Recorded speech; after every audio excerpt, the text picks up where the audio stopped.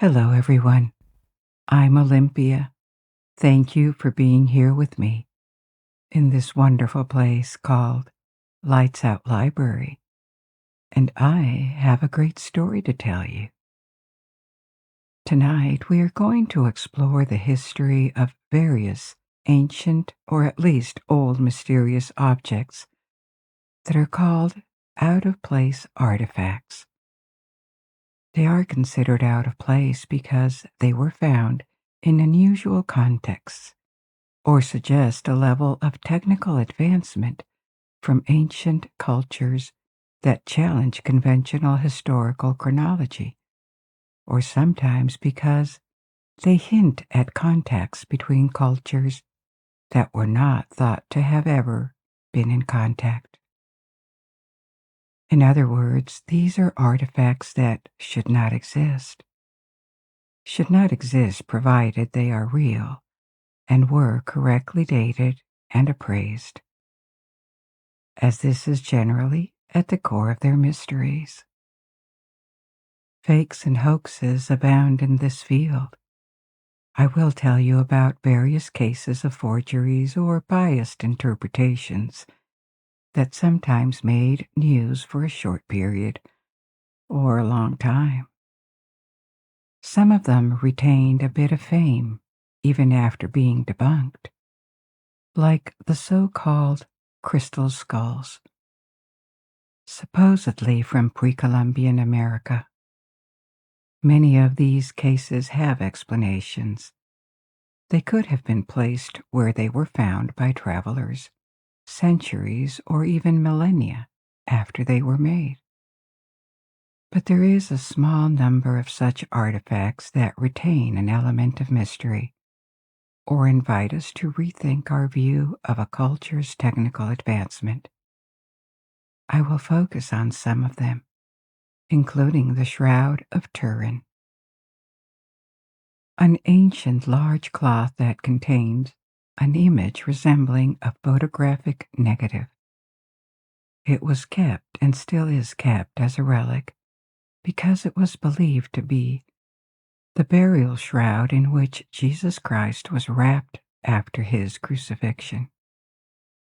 Various investigation methods, including radiocarbon dating, established that the shroud was most probably made during the Middle Ages, but it still retains mystery, starting on how this negative image could have been created. I will also tell you about the Iron Pillar of Delhi, a large metal column that was made around the 4th century AD. What is surprising about it is its rust resistance due to its composition, which, if intentional, would suggest that ancient India had much more advanced knowledge and expertise in metallurgy than previously thought. I will also discuss the Antikythera mechanism, an ancient form of mechanical computer created around the 2nd or 1st century BC, probably by ancient Greeks, which reveals a design capacity and a degree of sophistication in engineering that was not thought possible. But first, I would like to let you know that we have a Patreon page for those who wish to and can support this project, get more of it, and listen ad-free on your favorite podcast app. Patreon is a platform that allows you to contribute directly to our work financially. If you join our Patreon, which is possible for as little as $3, £3, or €3 a month, you will gain access to more than a dozen exclusive episodes. We add new ones every month, and you can listen and download all the episodes with and without background sounds. You can also get advance releases on Fridays instead of Sundays, surveys, and obviously this is the best way to let us know your feedback, requests, and wishes about Lights Out Library. We have added a link to Patreon in the description of the episode. But before we begin, let's take a moment together to prepare for our journey ahead. If you'd like, gently close your eyes and let your daily concerns drift away. Find a position that feels natural and cozy. Perhaps make small adjustments until you're perfectly comfortable. Now, draw in a deep, nourishing breath, and as you release it softly, notice how your body responds. Feel the warmth flowing from your shoulders down through your neck, melting away any tension.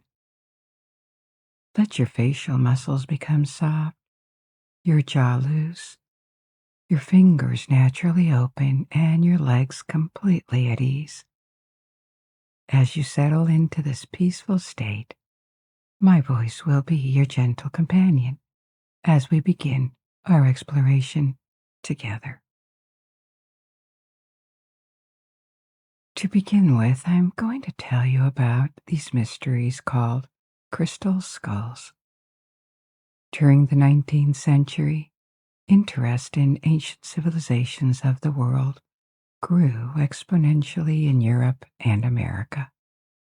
This interest extended beyond familiar Mediterranean and Middle Eastern cultures from Egypt, Mesopotamia, Greece, and Rome to more mysterious or exotic cultures from faraway regions of the world, including East and South Asia, Africa, and America.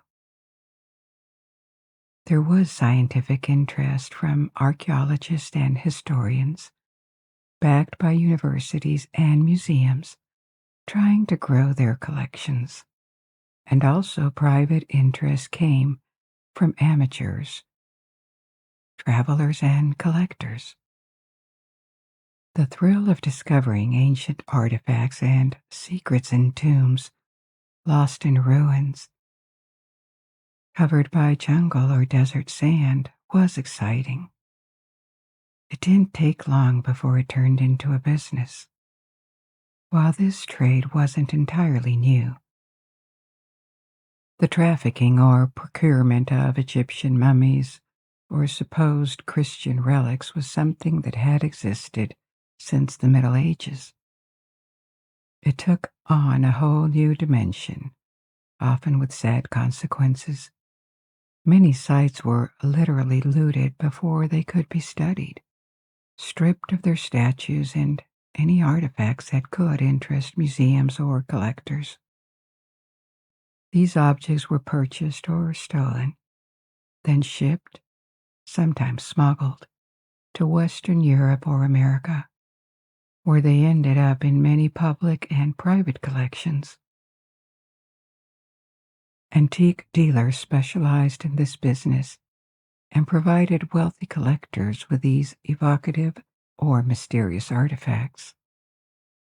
It was in this context that small crystal skulls, purportedly from Mesoamerica and attributed to Aztec or Maya civilizations, appeared on the market.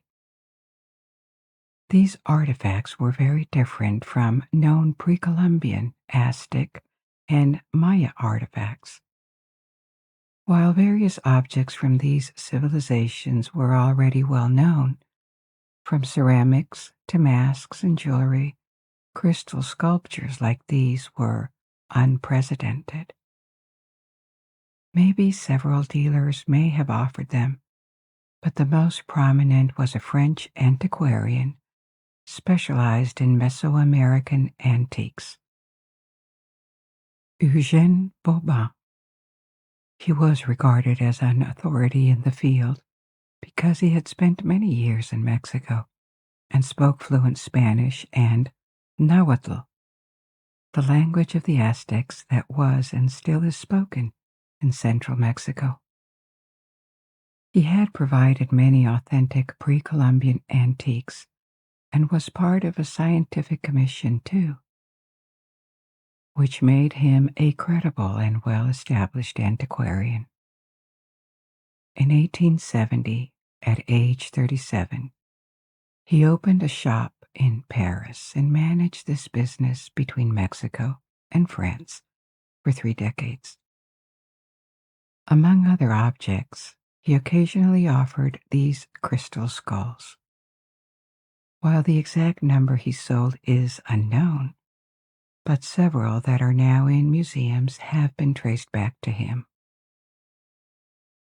For example, one such skull is now at the British Museum in London.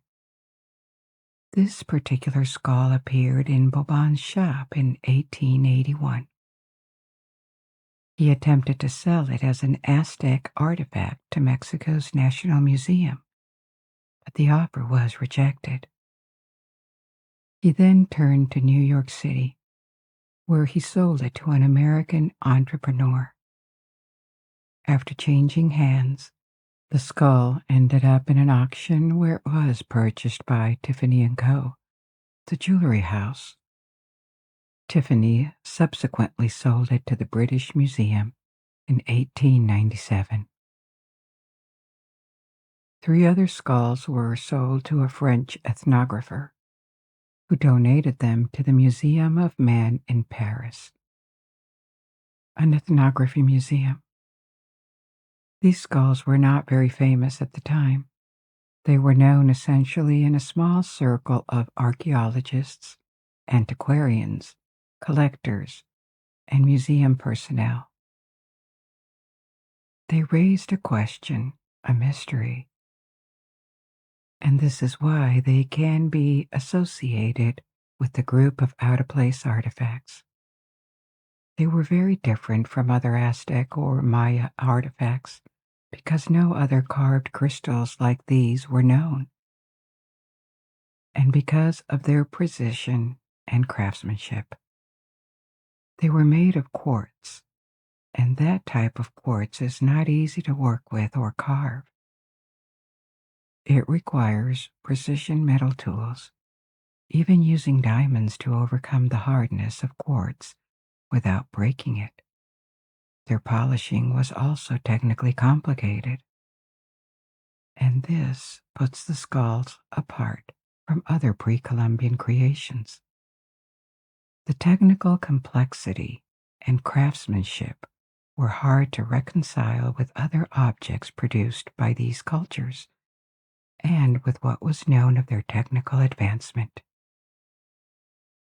If real, these skulls would have forced the scientific community to reconsider the technical advancement of pre-Columbian craftsmen or discover unknown techniques that could have given this result with the tools known in the region centuries ago. In short, the existence of these skulls was a real mystery, and this could be why in the early 20th century, as they were now exhibited in major museums, the skulls began to rise to fame.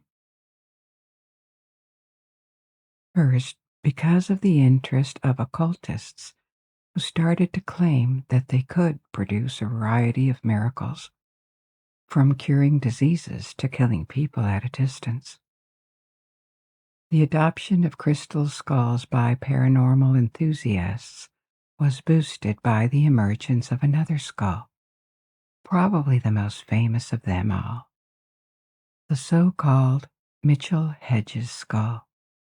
It was named after Frederick Albert Mitchell Hedges, a British author and adventurer. From the 1940s, Mitchell Hedges, and even more so his daughter, Anna, began claiming they had discovered a crystal skull inside a temple during their 1920s exploration in Belize, then British Honduras. According to their account, the skull had been buried under a collapsed altar.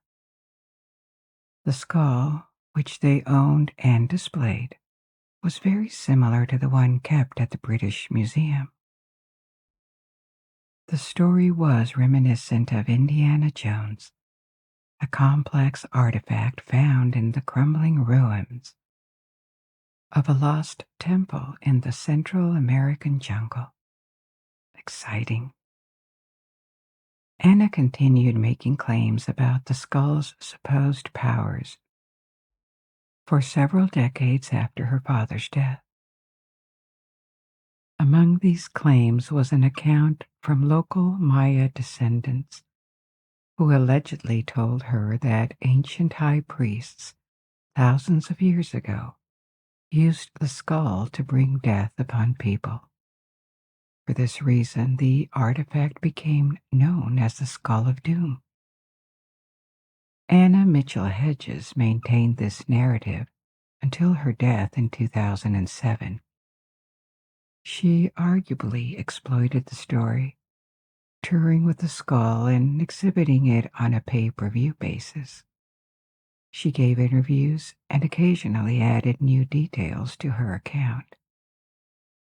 But was there any truth to it? No.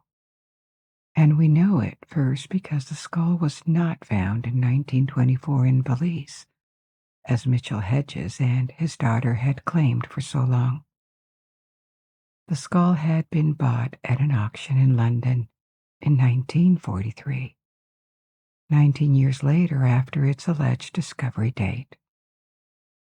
This is established because Mitchell Hedges wrote about this purchase in his letters at the time, and the records of the sale were found at Sotheby's, the auction house.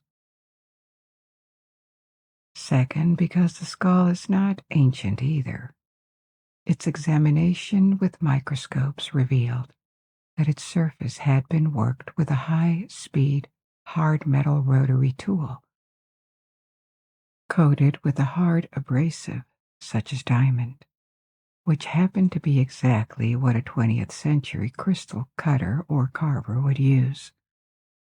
For this reason, the skull was dated to the 1930s. It would have been brand new when it was purchased in 1943.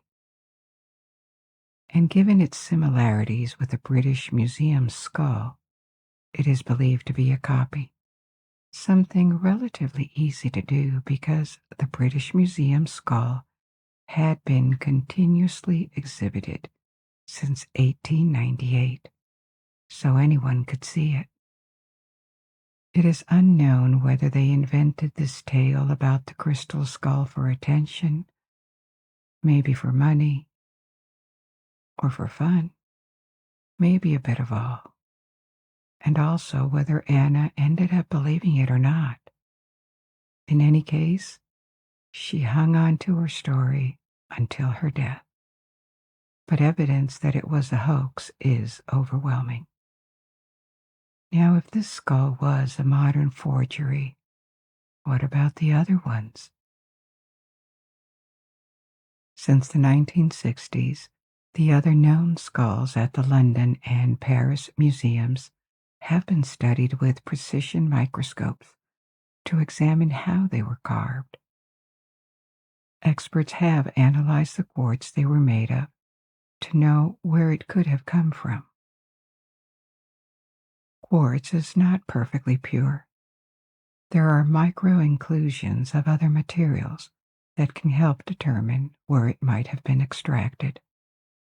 In this case, the analysis of this particular type of quartz indicates it most probably came from either Madagascar or Brazil.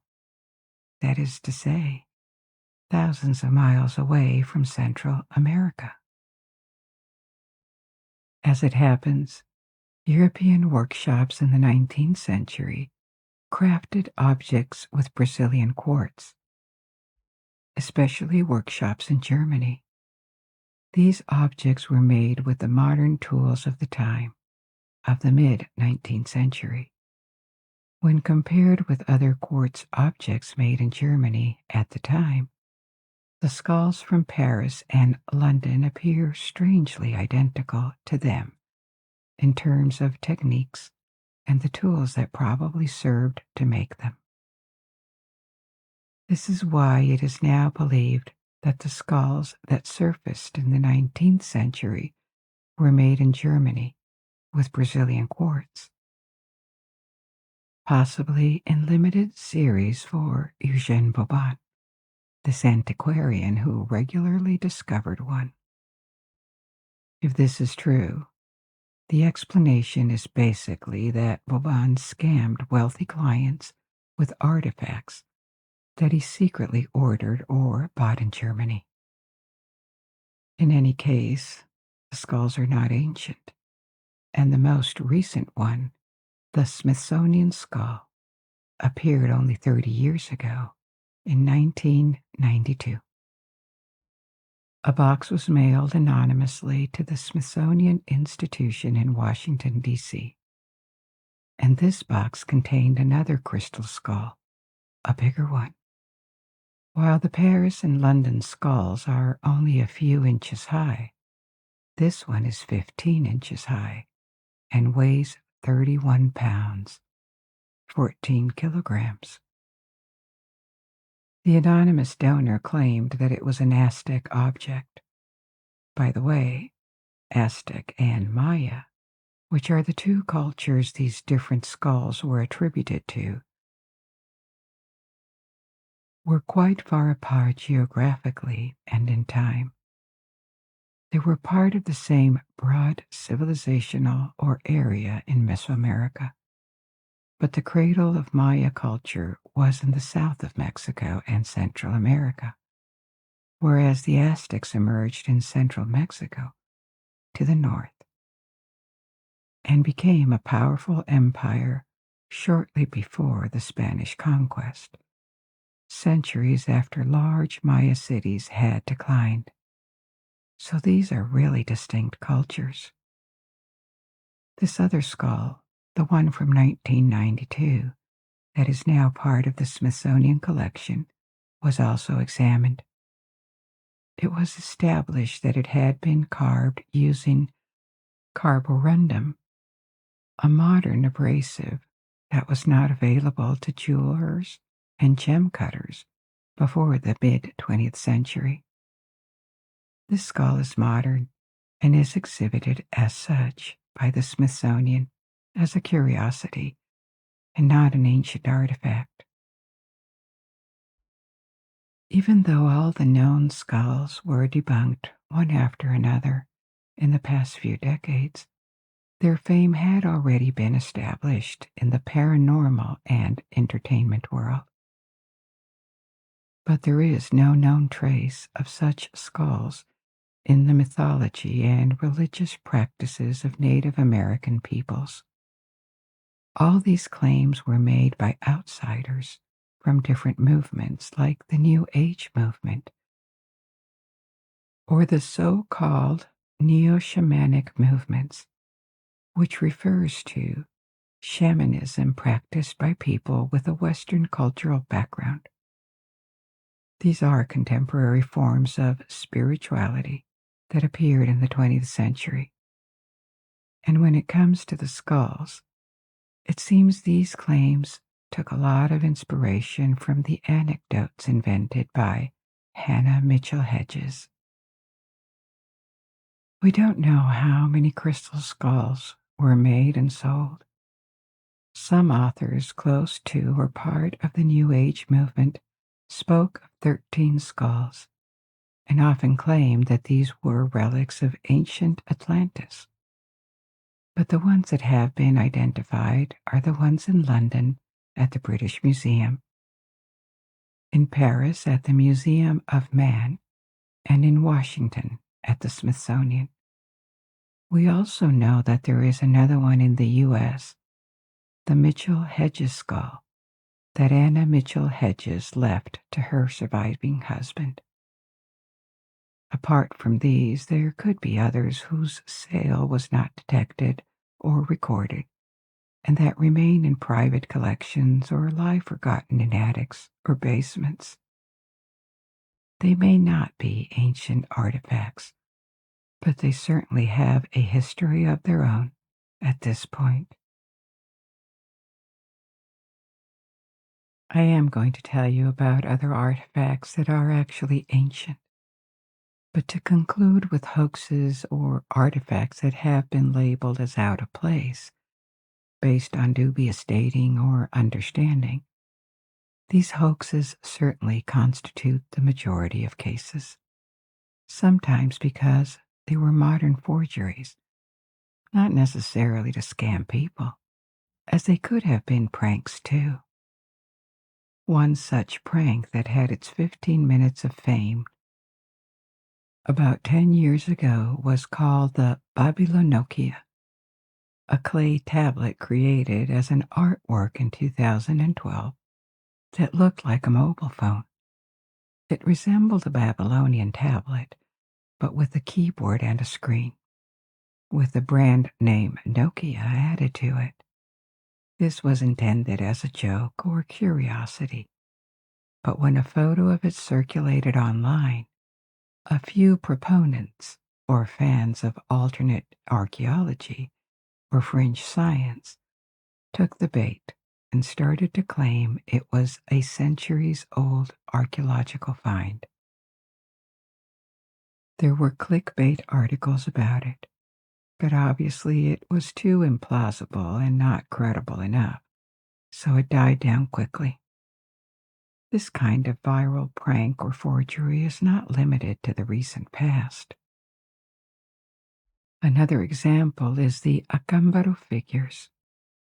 Thousands of small ceramic figurines discovered in the 1940s in the Mexican city of Acámbaro.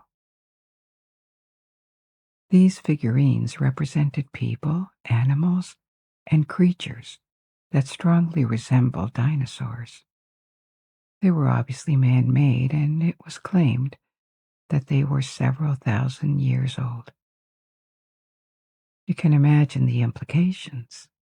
If true, they would have been made long before the existence of modern paleontology and the first recreations of dinosaur bodies.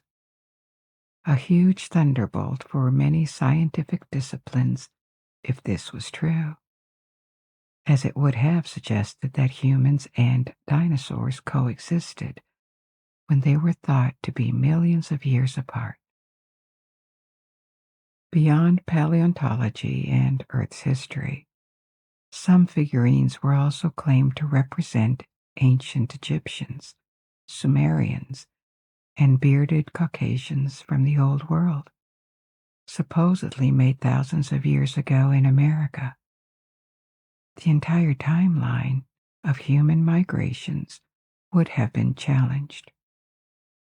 The story was picked up by some, particularly young Earth creationists, people who believe Earth was created a few thousand years ago, based on their interpretation of the book of Genesis.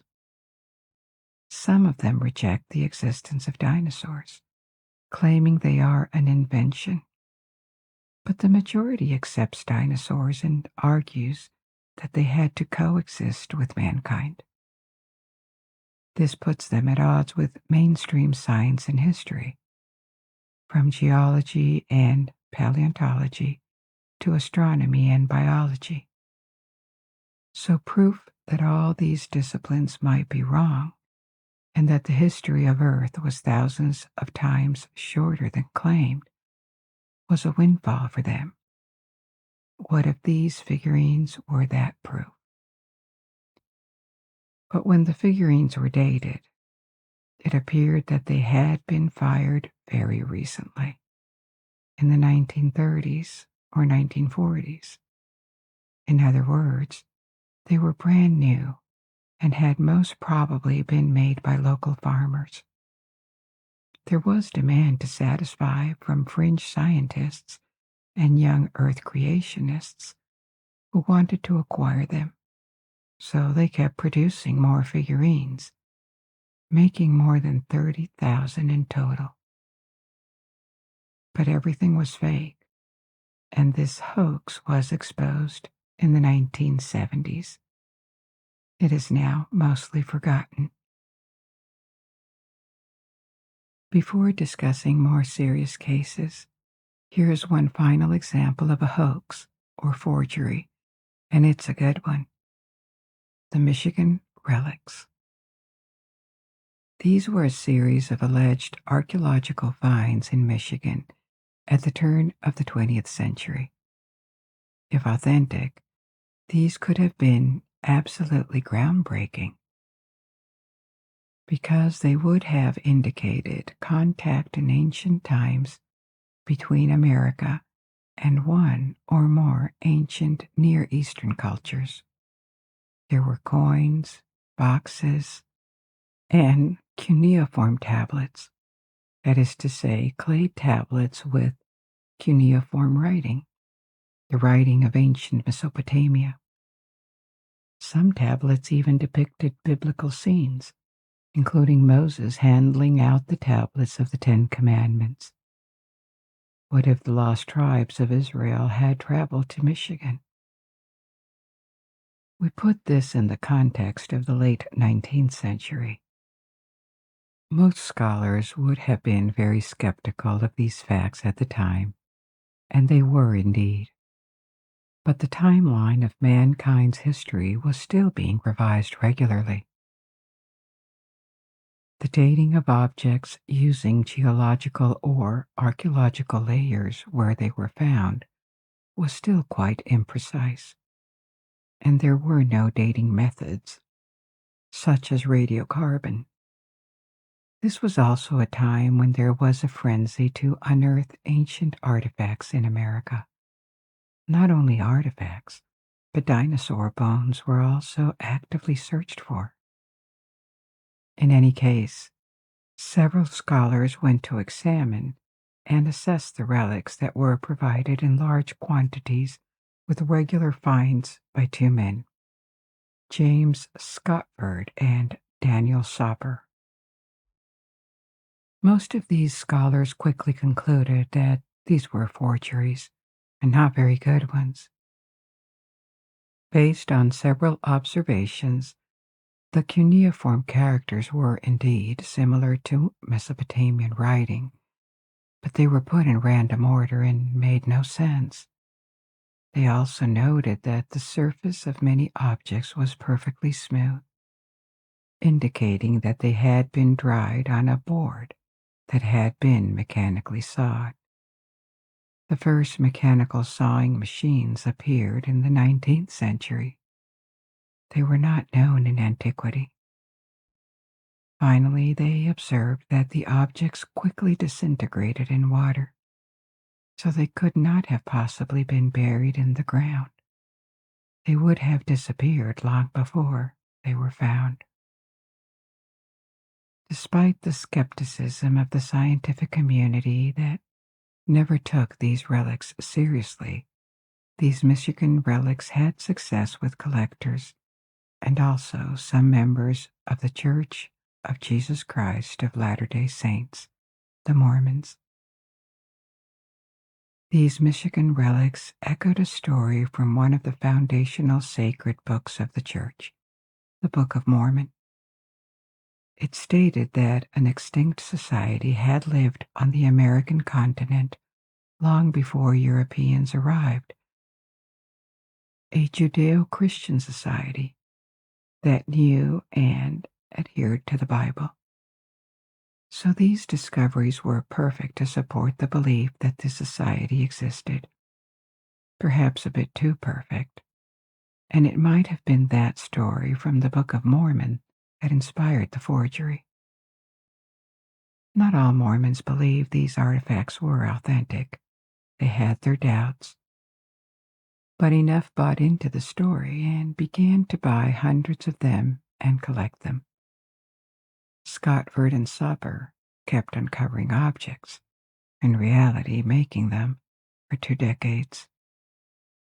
In 1907, for example, they were reported to be selling copper crowns that had supposedly found on the heads of prehistoric kings. And even more impressively, they were selling copies of Noah's diary, the same Noah from the biblical flood and the ark, and they found believers who paid for this. Their fraud eventually died down after their deaths in the 1920s, and the Michigan relics were slowly forgotten. The Mormon Church kept hundreds of them in their Salt Lake City Museum until 2003, when they were donated to the Michigan History Museum in Lansing, where they are now kept. Many more artifacts were fabricated, possibly thousands, over a period of more than 20 years. So these were examples of fraud, and I intentionally started with them. There are many more. To illustrate how one should be cautious when spectacular claims of discoveries or alternative theories are made in the fields of archaeology and history. Frauds and outlandish claims for attention or money are not rare occurrences. They abound. There were groundbreaking discoveries in the history of sciences, and as a principle, every theory should always be questioned.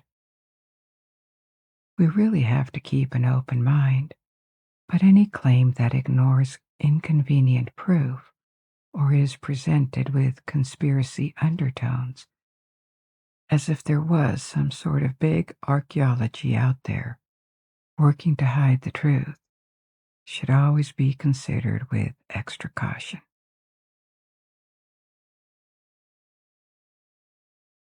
We still have different artifacts to examine, and these ones are genuinely old and raise interesting questions. First, let's talk about the Shroud of Turin. In 1578, 450 years ago, one of the most venerated relics of Christendom was transported to Turin, Italy, from Chambéry, which is now in France. At the time, both cities were part of the Duchy of Savoy. This relic was a large rectangular linen cloth, believed to be the shroud of Jesus of Nazareth, crucified, buried, and resurrected. On the shroud appeared the faint image of a man's body with a beard and shoulder-length hair. The man is rather muscular and tall. Various modern experts have measured him as being between 1.7 to 1.88 meters, 5 feet 7 to 6 feet 2 inches. An unusual but not extraordinary height for antique or medieval times. Reddish-brown stains are found on the cloth, around the forehead, the hands, and the feet, correlating with the wounds in the biblical description of the crucifixion of Jesus. In addition to the crucifixion itself, the Bible states that Jesus wore a crown of thorns. 46 years before its transportation to Turin, the cloth had been damaged by fire in the chapel where it was kept, in Chambéry. While it didn't burn completely, molten silver fell on it while it was folded, burning through it and leaving holes and darker traces.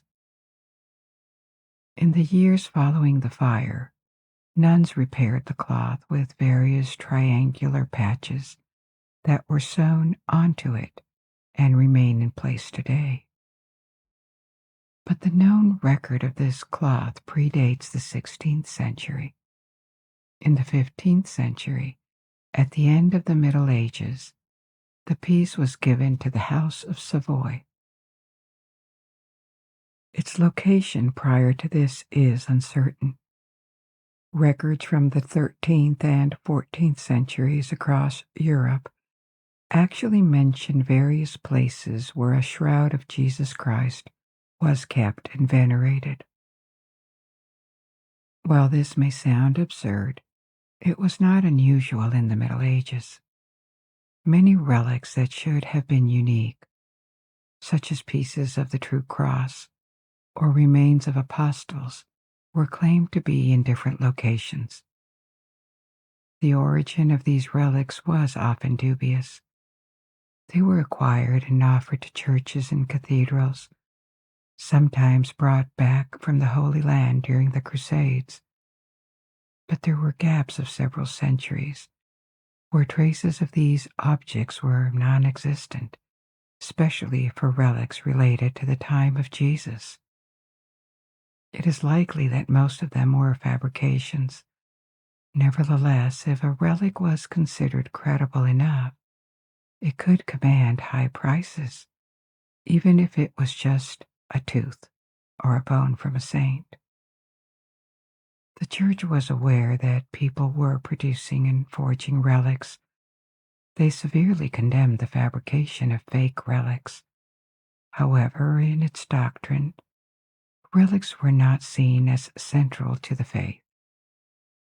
If relics could galvanize people's faith and help them pray by providing something more tangible or material to hold on to, and if they drew people to actively belong to the church, they were not considered harmful, and so their veneration was not particularly encouraged, but was tolerated and respected.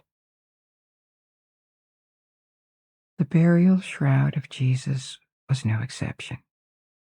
There were various reports of it in different locations.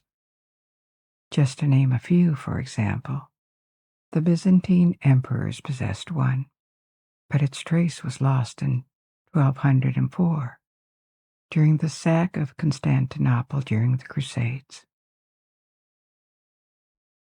Another shroud appeared in a French village in the mid-14th century. We don't know what happened to the Constantinople shroud. While it might have traveled and ended up in Turin, this seems unlikely given the radiocarbon dating I will tell you about in a minute, which suggests the Turin shroud was made after the sack of Constantinople, if we accept the results of this dating. Though we don't know the history of this particular artifact before the 15th century, its history since then is well documented. A chapel was built for it in the 17th century, and it was regularly put on public display. It was first photographed in 1898, which is when it truly rose to fame among Catholic relics.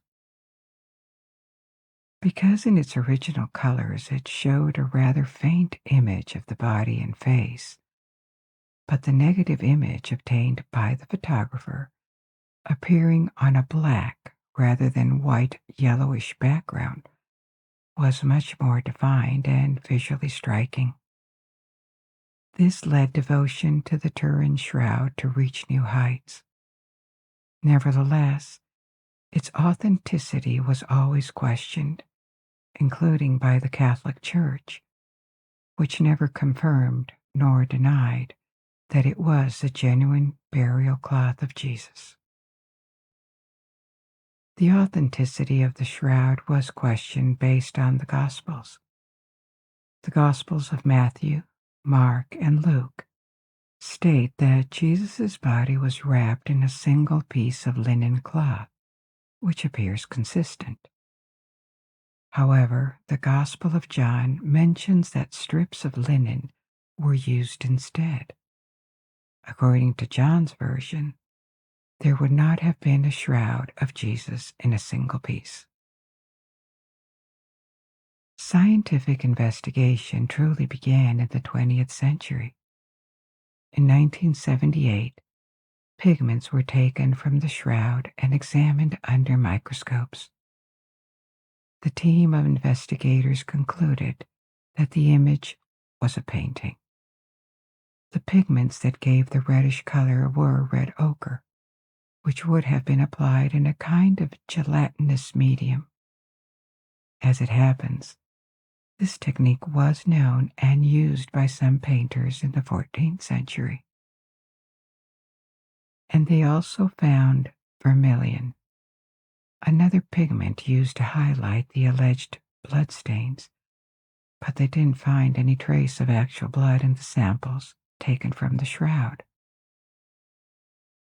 So, in the 1980s, the theory that it could be a medieval painting gained traction.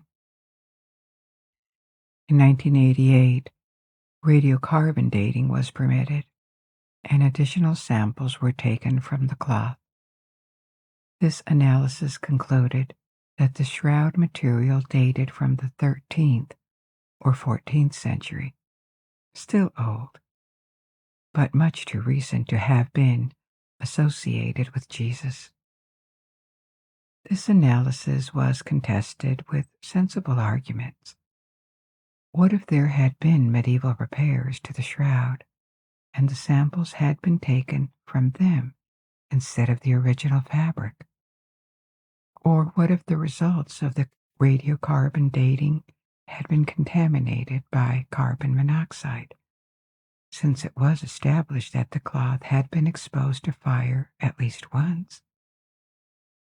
These arguments were refuted convincingly, but with the progress of radiocarbon dating since the 1980s, the results were questioned somewhat.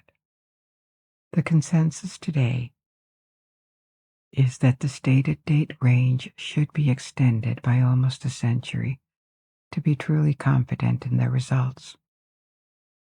But the cloth would still be more than 1,000 years too recent to be authentic. Other approaches included examining the weaving of the fabric. The linen cloth has been a so-called herringbone weave, which means it has a distinctive V-shaped weaving pattern. This again tends to dismiss its authenticity, because this kind of weaving was absent from all known fabrics from Palestine at the time of Jesus. Yet, other approaches were tried, like anatomical analysis, attempting to determine whether the body proportions were realistic. While they seem visually accurate, and even if it is a painting, a real body could have been used as a model, possibly covered in pigments and wrapped in the cloth for a quick result. But various experts have argued that some proportions were incorrect. The arms would be too long, with a marked difference in length between them, and the forehead on the shroud would be too small. And yet another problem, a serious one, is that this image of a human body is not consistent with what you would get from wrapping a real body or statue in cloth. You would expect much more distortion of the proportions, whereas this image looks more like a photograph transferred to fabric. This raises the unsolved question of how it was made. It looks plausible, but complicated. Complicated because to be credible, the cloth already had to look old when it arrived in Savoy in the 15th century. It could have been artificially aged by exposing it to sun and dust, but that would take time and require planning. We also don't know how the image was created. It could have been painted directly, which would explain the proportion issues of the body, although the technique employed could be consistent with methods from the 13th and 14th centuries, including the pigments known at the time and the use of collagen to create this gelatinous medium to paint on. It would still have required a master painter to achieve such a result. Another hypothesis suggests a form of medieval photography where a body was exposed to sunlight for an extended period, with its reflection passing through a lens and projecting onto the cloth. This process would have potentially allowed for the slow replication of the image onto the fabric. Although the various techniques and equipment needed would have been theoretically available in the Middle Ages, This possibility is considered highly improbable. There would be no other known examples of such a process during the Middle Ages, which is puzzling because if it had worked, it would certainly have been utilized more than once. Another hypothesis involves the possibility of transferring prints from a person covered in pigments, but doing so in small sections at a time to avoid the previously mentioned distortions. The process could have involved printing the nose, forehead, eyes, and other features progressively to recreate the complete image on the cloth. Alternatively, it could have been accomplished by wrapping the cloth around a bas-relief, not a real three-dimensional body, but rather a board carved on both sides with a two-dimensional sculpture of a man. This method could have produced the results visible on the cloth. So as you see, while the Shroud of Turin may indeed be a forgery, but at least it is an extremely well-conceived and well-executed one. It is so sophisticated that to this day, various plausible hypotheses exist, yet we still don't know precisely how it was created during the Middle Ages. Our next story is about a technical curiosity, a pillar made of iron 1600 years ago that apparently doesn't rust despite centuries of exposure to moisture. It was made in India under Emperor Chandragupta II, who reigned at the turn of the 4th century AD. It is relatively high for an antique metal structure. It stands at more than 7 meters high, which is 23 feet, with a diameter of 41 centimeters, 16 inches. The pillar is made of almost pure iron at more than 99%. This is nice, but nothing extraordinary for iron metallurgy. At this point, iron metallurgy was well established across the ancient world, and many iron objects were made in India, including centuries earlier than that. What is more intriguing is that the pillar seems to be protected against rust. Apart from traces of rust near its base, it has remained intact since its creation. It is believed that this was first erected somewhere before being moved to its current location in Delhi in the 11th century. For a long time, this resistance to rust was really puzzling, because rust-resistant steel or protective coatings on iron, which make it impervious to rust, are inventions of modern times. How could an iron pillar from the 4th or 5th century be rust-proof? And did it mean that metallurgy of ancient Indians was far more advanced than previously thought? This mystery made the Iron Pillar of Delhi an out-of-place artifact. Its existence seemed to suggest a level of technological advancement incompatible with the generally accepted timeline. So by the mid-20th century, the pillar was sometimes mentioned in fringe science circles as proof of extraterrestrial visitation, or evidence that an unknown ancient civilization would have had an advanced technological level. But further investigation provided a scientific explanation for the phenomenon, which has to do with the particular metal composition of the pillar. Even though the pillar is mostly iron, it also contains phosphorus coming from charcoal mixed with iron ore in the fabrication process. Typically, this phosphorus is considered an impurity, and in modern blast furnaces, there is much less of it because coal is used rather than charcoal, and phosphorus is evacuated, so it is absent from the finished product. But in the Pillar of Delhi, however, the concentration of phosphorus approaches 1%. And when the pillar was left exposed to atmospheric conditions, phosphorus acted as a catalyst for several chemical reactions with oxygen and hydrogen. This created a very thin protective layer on it, extremely thin, less than a millimeter thick. However, this layer isolated the iron inside the pillar, making it rust-proof or rust-resistant. The pillar did not have this property immediately when it was cast. After a few years, this protective coating appeared and made it naturally resistant to rust.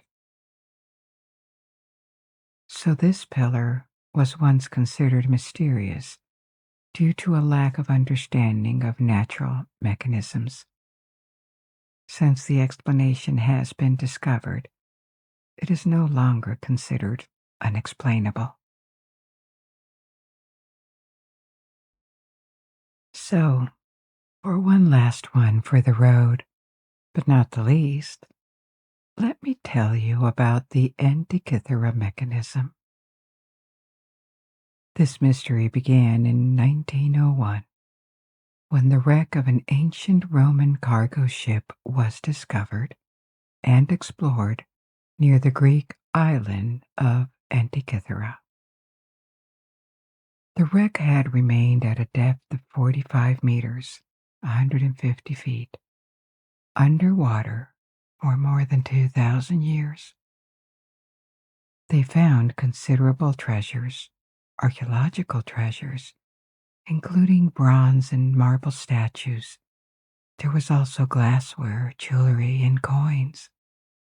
They also discovered a strange mass of corroded bronze and wood that initially did not draw much attention, because the other finds appeared more significant and interesting.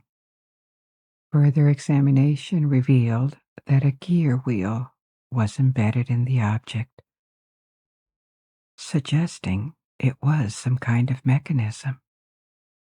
A Greek archaeologist hypothesized that it could be an astronomical clock, but most scholars considered that this was unthinkable, that the Romans or the Greeks from antiquity had created such a complex machine.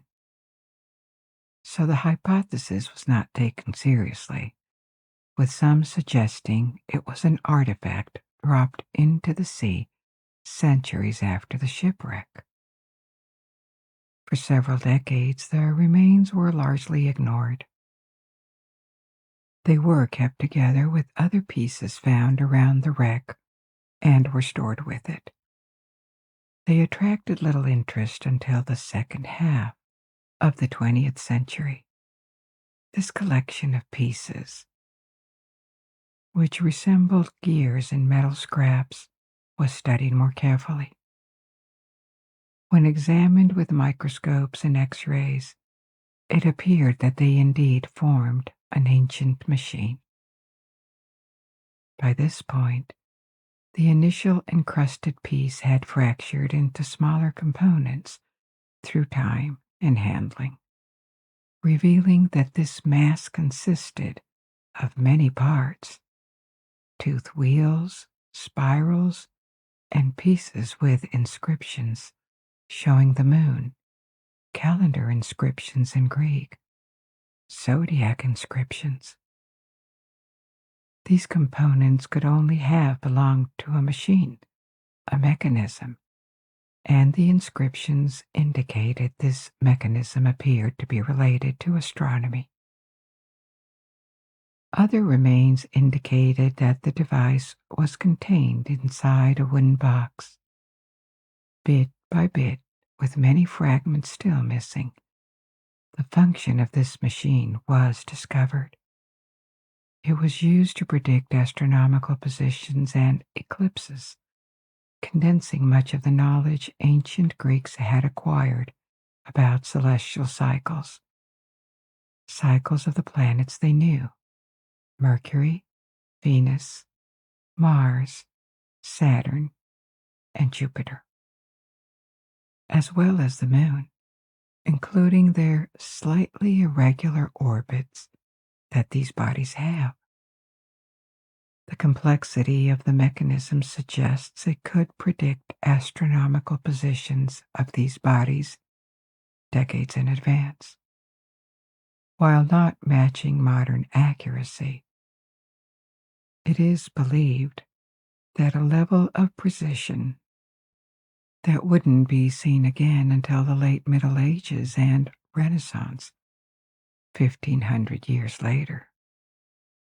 While it wasn't surprising that ancient Greeks possessed such theoretical astronomical knowledge, this was already known, but their ability to implement precise engineering and workmanship this required was unprecedented.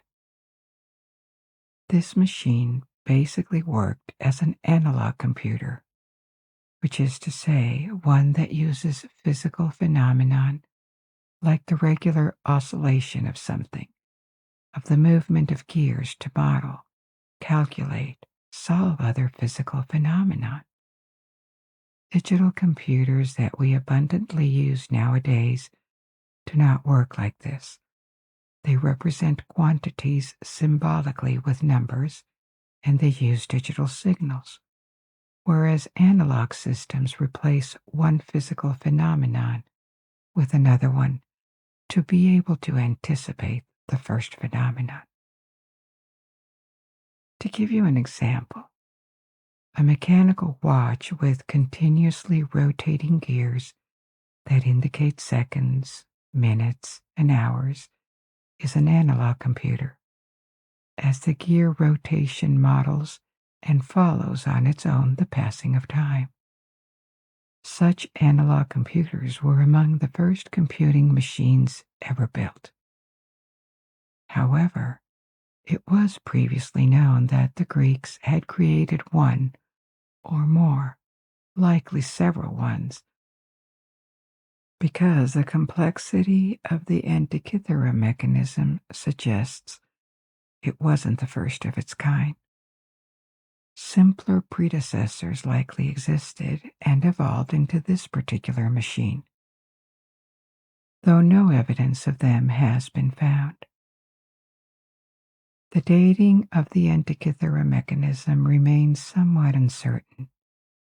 It could have been made as early as 200 BC, as Hellenistic scientists of this period had just developed the necessary knowledge, particularly regarding the slightly irregular cycles of the moon. The shipwreck was dated to approximately 70 to 60 BC, providing a time window of 130 to 140 years, during which the machine could have been built between 200 BC and 60 to 70 BC. This period coincided with the expansion of the Roman Republic, both politically and commercially. Although the ship was found near a Greek island, it was Roman, indicating the rising Roman domination around the Mediterranean. During this time, Hellenistic culture, which is to say Greek culture in and out of Greece, after the expansion of Alexander the Great's empire, was highly influential in the Mediterranean and Middle East, being at the forefront of scientific discoveries and the creation of libraries. While this machine may not have changed the course of history, as far as we know it, it remains the most advanced computing mechanism produced in antiquity worldwide. No evidence of further developments has been found, and although it may not have been unique, it remains exceptional. While there was no computing science in antiquity, the device certainly brought renewed appreciation for the ingenuity of ancient astronomers, mathematicians, and engineers. After this technological know-how was lost, possibly before the end of antiquity, maybe because there was not enough interest in these machines, and they were often seen as curiosities. But after that, it took about 1,500 years for astronomical clocks to emerge until the late Middle Ages in the 14th and 15th centuries. I took the example of mechanical watches to explain what an analog computer is, but large mechanical clocks also appeared in the Middle Ages, but their miniaturized versions, watches, remained rare and imprecise until the 18th century. Before that period, typically they drifted by several seconds per day. Very accurate watches only began to be manufactured in the late 18th century, and all watches remained mechanical until the development of electronics in the 20th century. Various replicas and reconstructions of the Antikythera mechanism have been made to investigate and demonstrate how it may have looked and worked. While the general principles of the machine's function are understood, many details remain unclear due to missing pieces that were either broken, lost at sea, or disintegrated in the water, where they spent 2,000 years. But who knows? Maybe one day another one of these machines will be found elsewhere and shed new light on this ancient technological marvel.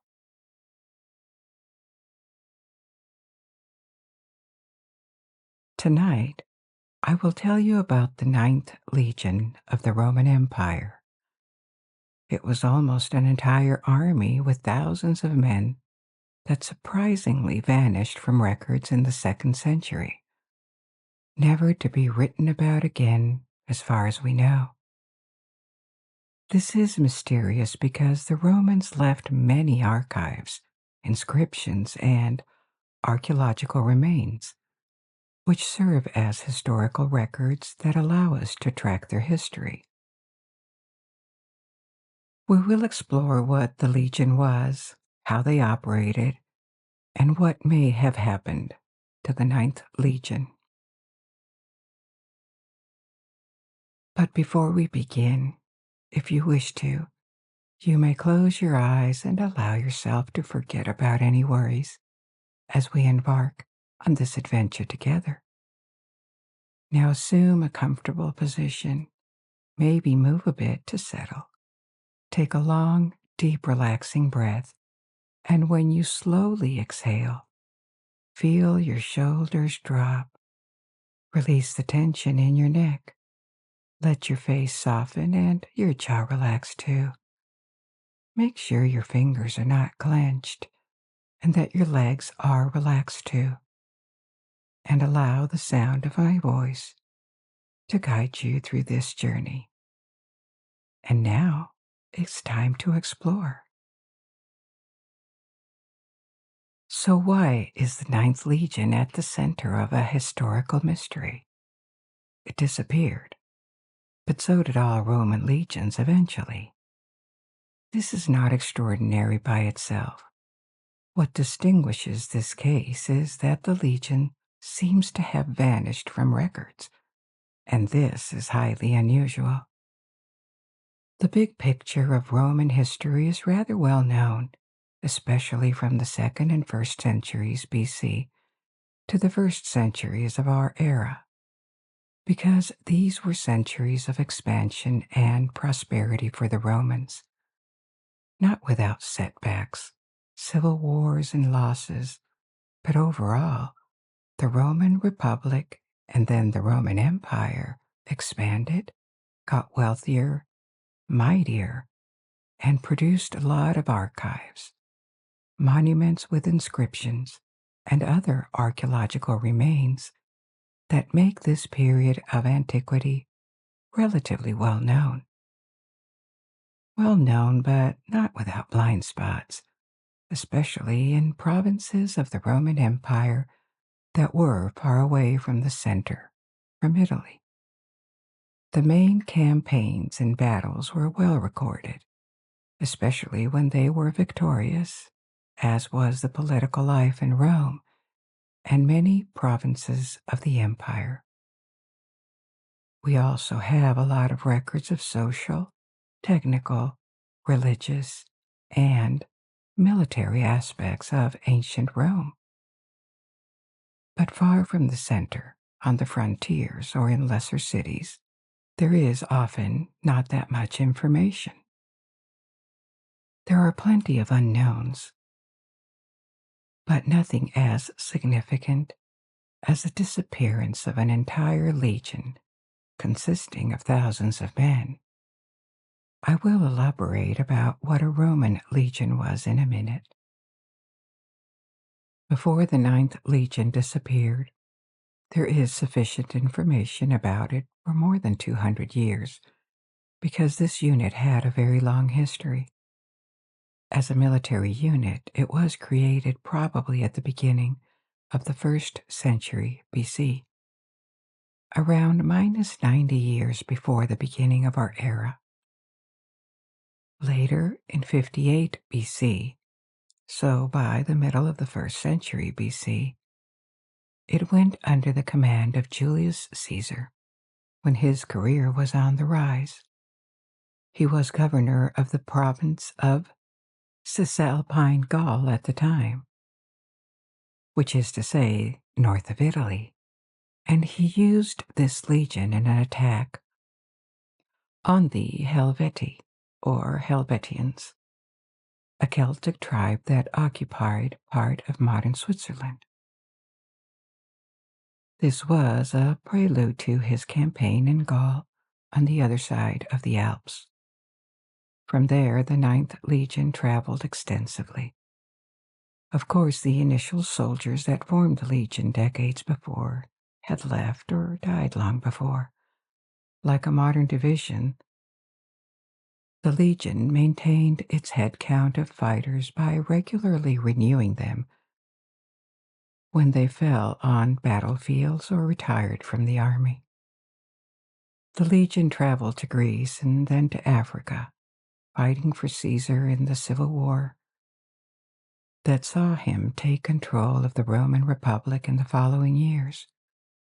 After his final victory, Caesar disbanded the Legion, which was common at the time under the Roman Republic, because maintaining standing armies in times of relative peace was too costly.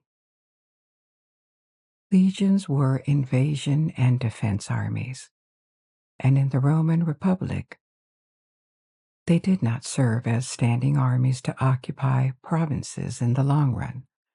So temporarily the Ninth Legion disappeared, but not for long. A few years later, Caesar's successor, Octavian, also named Augustus, one of the most prominent figures of Roman history and the one who in practice turned the Roman Republic into the Roman Empire, recalled the veterans of the Ninth Legion. Augustus needed them to crush rebellions against his power, first in Sicily, then in Macedonia, and finally in his war against Mark Antony and Cleopatra. The Ninth Legion fought on Augustus's side, the victorious side, in the Battle of Actium. a massive naval battle off the coast of Greece.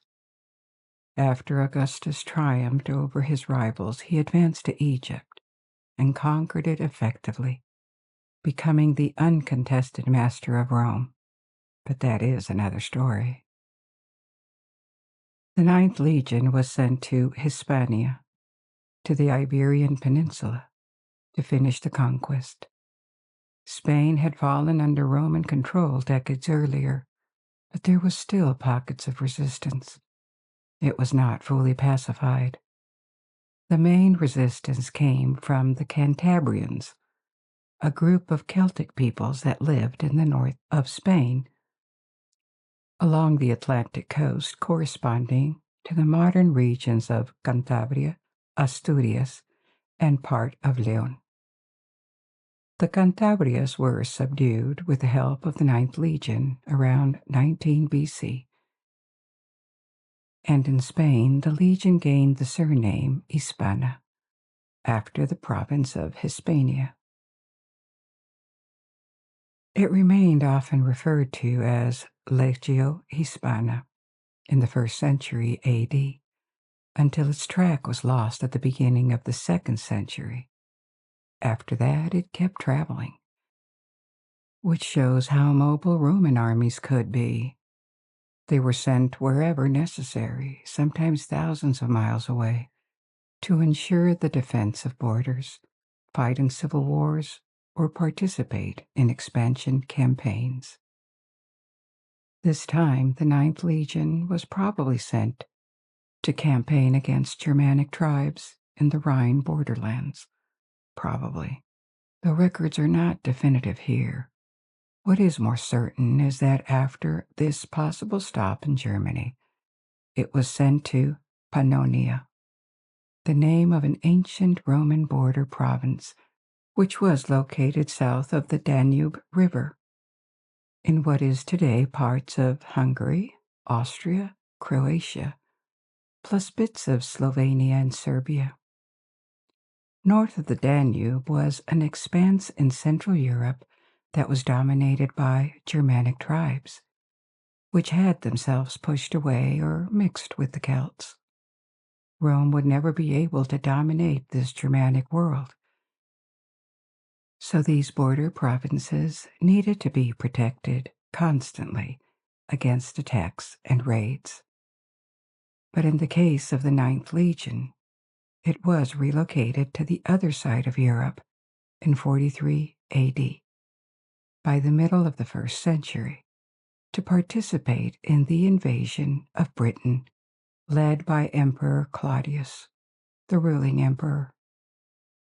While we don't know much about how the actual involvement of the Ninth Legion in the conquest itself, we know it was present because shortly after the conquest, it appeared among the provincial garrison. The conquest of Great Britain by the Romans was never completed.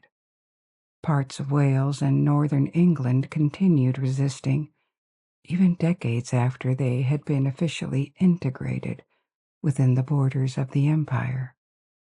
And to the north, Scotland was never truly conquered. There were expeditions, but no durable occupation. The garrisons in the province were kept busy by suppressing revolts and guarding frontiers, which remained the legion's function for the rest of the century. We will continue with the history of the Ninth Legion until its trace was lost, and you will see that the Legion's history intersects with other important events like the rebellion by Queen Boudica. But first, let's examine what the Roman legion actually was. The term legion is famous because it was the largest military unit of the Roman army. If compared with modern armies, it could be called a division or a brigade, depending on the country. The size and organization varied over the centuries, but to give you an order of magnitude, a legion had 5,000 to 6,000 men at full capacity. It was conceived as a war machine that could be autonomous. It had its own logistics, commanders at different levels, and comprised smaller and smaller units that could act independently or in coordination. Among ancient armies, this is certainly as far as any state ever went regarding organization and discipline. The Roman legion reflected the Romans' taste for efficiency through organization and standardization. We find this to a degree in all ancient civilizations, but the Romans pushed it to an extreme when it came to their legions, with spectacular results. When they fought on their frontiers against the Celts, the Germans, or different peoples of the Middle East and North Africa, battles often pitted strictly aligned ranks of Roman soldiers with their standard equipment and geometrical formations against a much less disciplined mass of warriors with different weapons and no specialization. The Romans were not always victorious, and there were cases when the chaotic organization of the barbarians could be advantageous, especially outside of large conventional battlefields, such as in forests or mountains, where harassment tactics could be employed. However, overall, the Roman war machine was rarely defeated in conventional battles or sieges for centuries because it was highly structured, organized, and did not disband easily, and obviously because Roman soldiers were well trained and often seasoned. The legions were the backbone of this successful military, but they were not all of it. The legions were the empire's elite infantry. Elite because of their training, and social elite too, because only Roman citizens could join them. These citizens paid for their equipment until the 2nd century BC, during the Republic, which limited recruitment to reasonably wealthy citizens. This barrier of having to buy equipment was eliminated in the late 2nd century BC because the Republic faced manpower shortages for its legions. After that, the state paid for equipment. But recruitment in a legion was not open to everyone. The rest of Roman armies consisted of the so-called auxiliaries, fighters who may or may not have been citizens, but generally were not. And these auxiliaries provided additional infantry and most of the cavalry in Roman armies. For most of the imperial period, the bulk of Roman armies comprised troops of auxiliaries rather than legions. Fighting as an auxiliary and being honorably discharged was a way of acquiring citizenship for people from around the Roman Empire. The status of citizenship evolved over time. At the very start of the Roman Republic, it was limited to the city of Rome. Then it was extended to Italy and later to other provinces. But this status was always limited to a minority of people living within the borders of the empire. With citizenship came a number of rights, especially political rights, but also individual protections and social status. So it was desirable to non-citizens, obviously. So serving in the army was the best way to access citizenship, and for citizens serving in a legion was also a way of social advancement. Military service in the Roman legions was demanding and dangerous, but veterans could receive land after their service. They would also gain more respect in society after their years of service, if they survived. The precise origin of the legions is unknown, at least in the form they took during the time of Julius Caesar and Augustus. when Rome became an empire and expanded faster than ever. During the Republic until the 1st century BC, legions were typically ephemeral. They were raised for specific campaigns and dissolved afterward due to maintenance costs and the risk of having an elite permanent army that could be used by ambitious generals against Republican institutions. The organization of legions underwent several reforms, so it was not set in stone.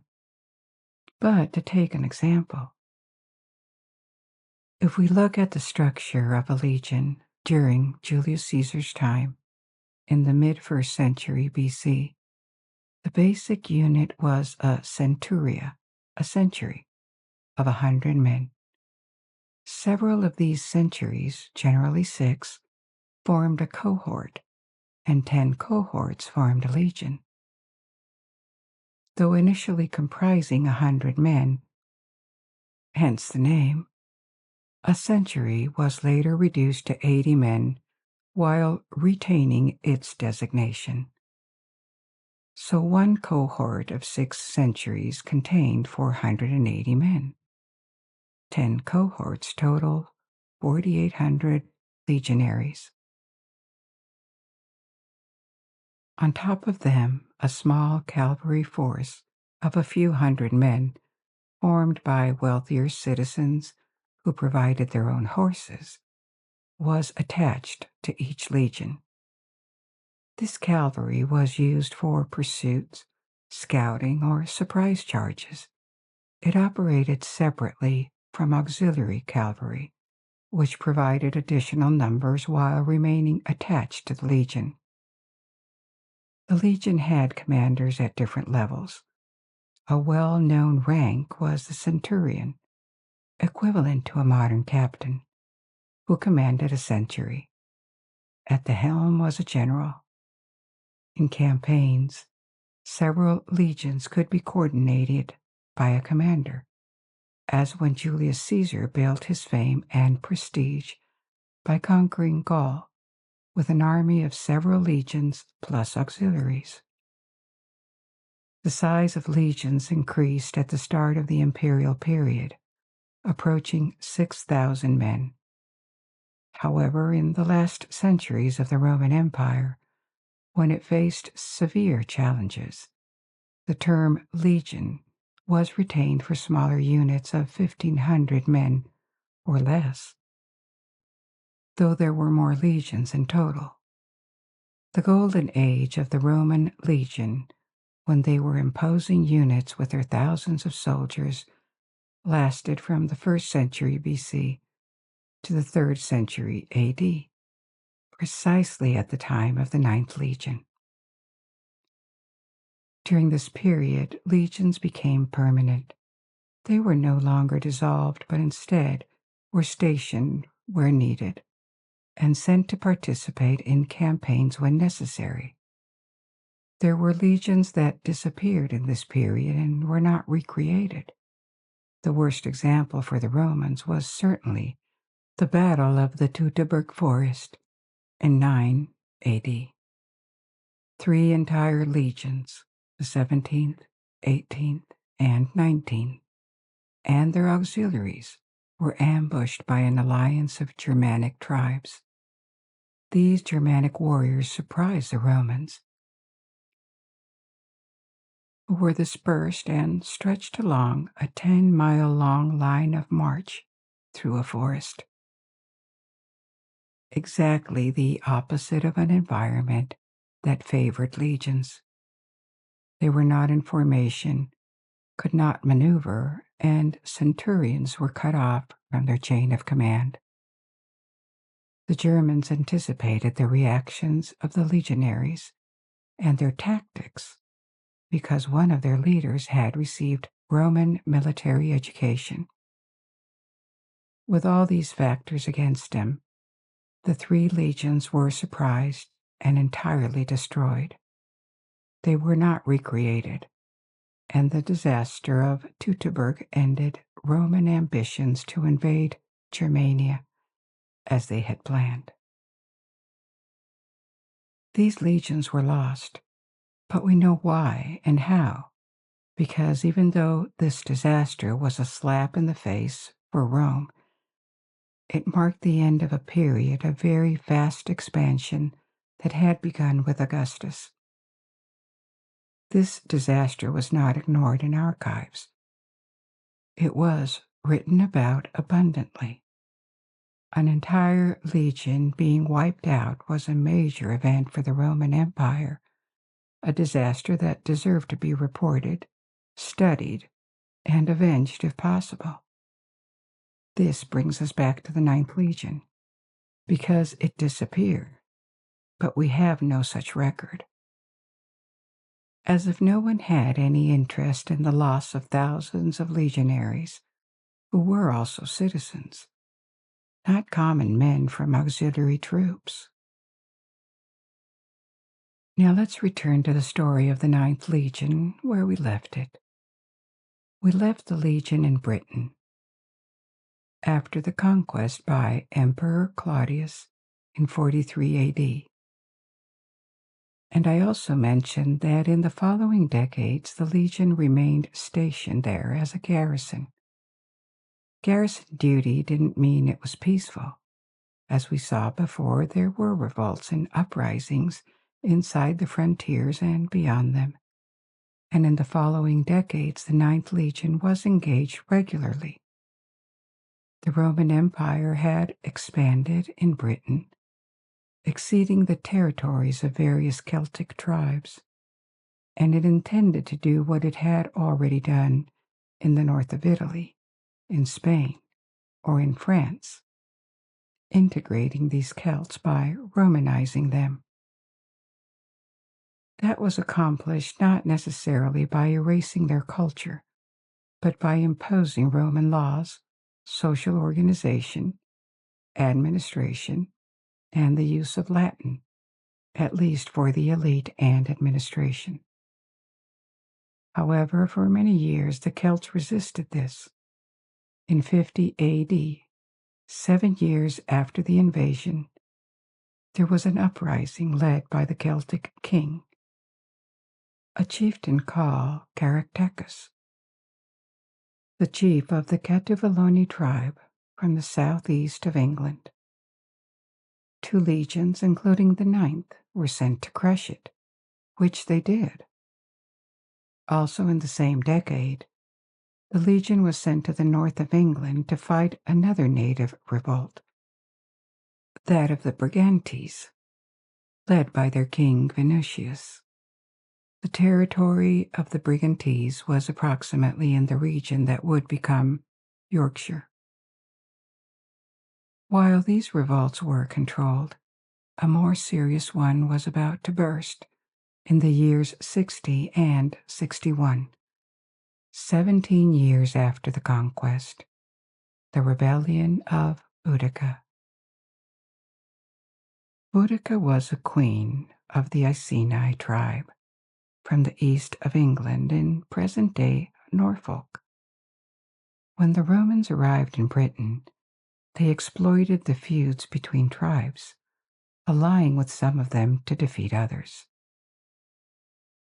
They had already done the same almost a century before in Gaul. The fragmentation and rivalries between tribes had been a huge advantage for the Romans in this conquest. The king of Iceni, the husband of Boudica, had entered an alliance with the Romans. As an ally, he had been allowed to keep his land as a nominally independent small kingdom. He had left a will in which he bequeathed his kingdom jointly to his 2 daughters, his daughters with Boudica, and to the Roman emperor. He was trying to preserve some independence, at least officially, so that his family, his offspring, would not lose the throne. When he died, the Romans simply ignored his will and proceeded to annex his kingdom and take his property. This was a common way of expanding for the Romans, and it happened in different parts of their empire. They allied with neighboring kingdoms, which was the first step towards annexation a few years or decades later. So Boudica and her daughters were spoliated of what they considered to be their rights. But instead of letting go, the queen organized an uprising of the Iceni, and she was joined by other tribes that also rejected Roman rule. Her troops marched on the city of Camalodunum in Essex, present-day Colchester, and destroyed it. Camalodunum was previously the capital of another tribe that the Romans had turned into a colonia, that is to say, a settlement in newly conquered Roman territory that served to distribute land to discharge legionaries. Legionaries were given land to establish themselves after their service, and what better option than to give them conquered land? This meets the second function of a colonia, which was to Romanize a new province. The laws, language, and urbanism of a colonia was purely Roman. So a new colonia served as a beacon of Roman influence in a new province. Destroying Camalodunum was a clear sign of rejection of Roman order. Camalodunum was a resounding victory for Boudica and the Britons she led. Significant Roman forces sent to stop her had been defeated, including the Ninth Legion, which had never suffered such a defeat in its already long history. Most of its foot soldiers were killed in battle as they tried to relieve the besieged city. The legion was almost wiped out. Only its cavalry escaped. However, it did not disappear. It was reinforced with new legionaries, coming especially from the provinces of Germania that were sent to Britannia in the following years. In the year 61, the situation looked very serious for the Romans because after the destruction of Camalodunum and a large part of their forces in Britain, Boudica was now marching on Londinium, the capital of Roman Britain. Londinium was a Roman settlement established during or shortly after the invasion on the current site of the city of London. The settlement was still small, being less than 20 years old back then in 61, and it appeared that it would not be defensible because Roman forces had been routed at Camalodunum. The detachment of what remained of the Ninth Legion tried to stop Boudica's forces, but was beaten again. And Londinium was captured and burnt to the ground, another heavy symbol of rejection of the Romans. At this point, the situation was critical, and it seems the emperor, Nero at the time, who had succeeded Claudius, considered the complete withdrawal from Britain.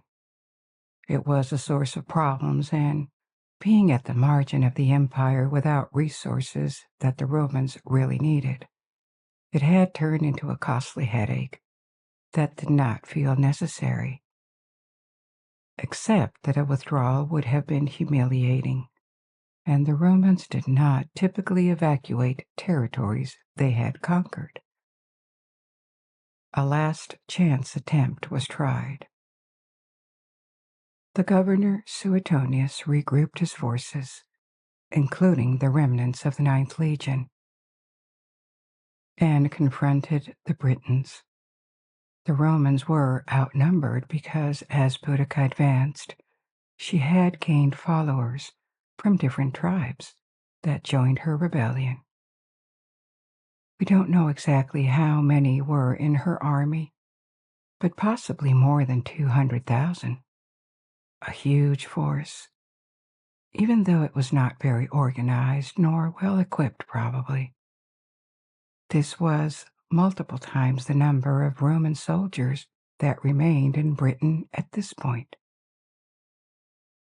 But the Romans were motivated because the Britons took no prisoners. They executed everyone they captured, including Roman civilians. So it was victory or death for them. They managed to obtain a confrontation on favorable terrain. In a pass between hills with woods behind that strongly reduced the Britons' numerical advantage. Their discipline and superior equipment did the rest. They advanced in wedge formation, deployed their cavalry, and, against all odds, the Romans won. Boudicca's army disbanded.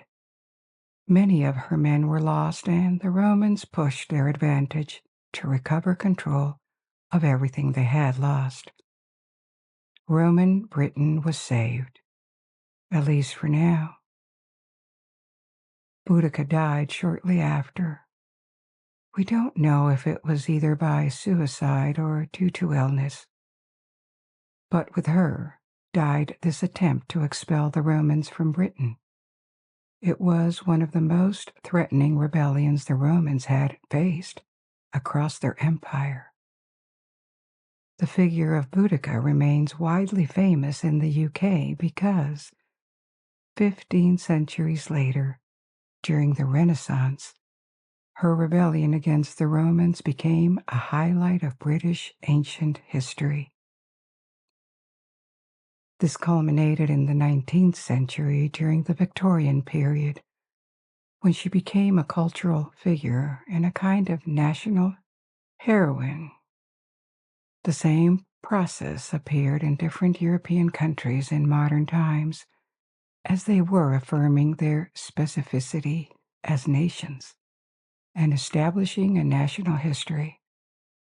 They needed figures that appeared pre-Roman and pre-Christian ideally, to establish roots that started far back and could symbolize national independence. In Great Britain, Boudica became one of them. In France, an equivalent is Vercingetorix, a Celtic chieftain who had led a coalition of Celtic tribes against the Roman invasion of Julius Caesar. Like Boudica, he had initial successes repelling the Romans before losing it all. Both had tragic destinies and ultimately lost. But they put up a fight. They were adopted as cultural figures and national heroes, even though in both cases we know very little about their actual character. Now returning to the Ninth Legion, we saw that it had been almost destroyed during Boudica's rebellion, and saved in extremis by the successful Roman pushback. We know it was reinforced and sent again to the north of England, where in the year 70, 10 years after Boudica, they fought another campaign against the Brigantes in Yorkshire. Stamps on tiles found in York tell us that the Ninth Legion built a fort in the city in those years. By the years 70 and 80, Roman control over England had finally strengthened. It was still not fully peaceful like other West European provinces, but the risk of large-scale rebellion seemed now to be behind them. Romanization was advancing, and to the Britons, like other peoples before them, it was appealing. It brought certain prosperity, exotic products arriving from the continent, better agricultural yield, so fewer food problems. It had ended the cycle of wars between rival tribes, and native elites had increasingly embraced Roman rule. But to the north, Scotland was still independent. In the years 82, 83, so now 40 years after the invasion and 20 years after Boudicca's rebellion, a general and politician named Agricola led an invasion of Scotland. The Romans called Scotland Caledonia. Actually, not necessarily all of Scotland. For them, Caledonia was the northern half of Scotland, north of the River Forth. Sometimes they used the term Caledonia for everything north of Roman Britain, and later the term came to name all of Scotland as a romantic or poetic name. The Romans managed to invade Caledonia, but never to control it. It remained outside the administration of Roman Britain and could not be pacified. The Ninth Legion participated in the 82-83 invasion, and according to Tacitus, who was a Roman historian, it narrowly avoided destruction again in Scotland in an ambush by the Caledonians. Their camp was attacked at night, and the Scots surprised the Legion in its sleep. Hand-to-hand fighting ensued, and the Legion was saved by relief cavalry sent by Agricola. The Caledonians were pushed back. The detail of the Legion's operations in Scotland is not very well known, but 25 years later, the Legion was still in the north of England. There is evidence that it was stationed in York in the year 108. This was written on a stone tablet found in York, and after 108, nothing. At least nothing in Britain. No other known record across the entire Roman Empire indicates that the Legion would have moved to another part of Britain. But inscriptions found in the Netherlands on the site of a fortress that corresponds to modern Nijmegen again suggests that the Ninth Legion could have been relocated there. However, this is not fully conclusive for two reasons. First, because it could have been just a detachment of the Ninth Legion. A British detachment is attested at Nijmegen in this period, the first decades of the 2nd century. But we don't know whether the entire Legion was sent there or if it was a mix of various units based in Britannia to reinforce defenses against Germanic tribes. A second reason is the nature of these remains found in the Netherlands. There are tile stamps, part of a military medal, and an altar to god Apollo that belonged most probably to members of the Legion. There are inscriptions on them that indicate this, but it doesn't mean the Legion as a whole was there. It could have been just survivors relocated to other units and sent to the Netherlands. These finds in the Netherlands have been dated to around the year 120. After that, there is no other record of the Legion anywhere. We know it ceased to exist at some point because there is an exhaustive list of existing Roman legions dating from the year 197, 77 years later. In this list, 33 legions are listed, and there is no trace of the 9th. So it appears that the Legion disappeared at some point between 108 in Yorkshire or 120 in the Netherlands and 197.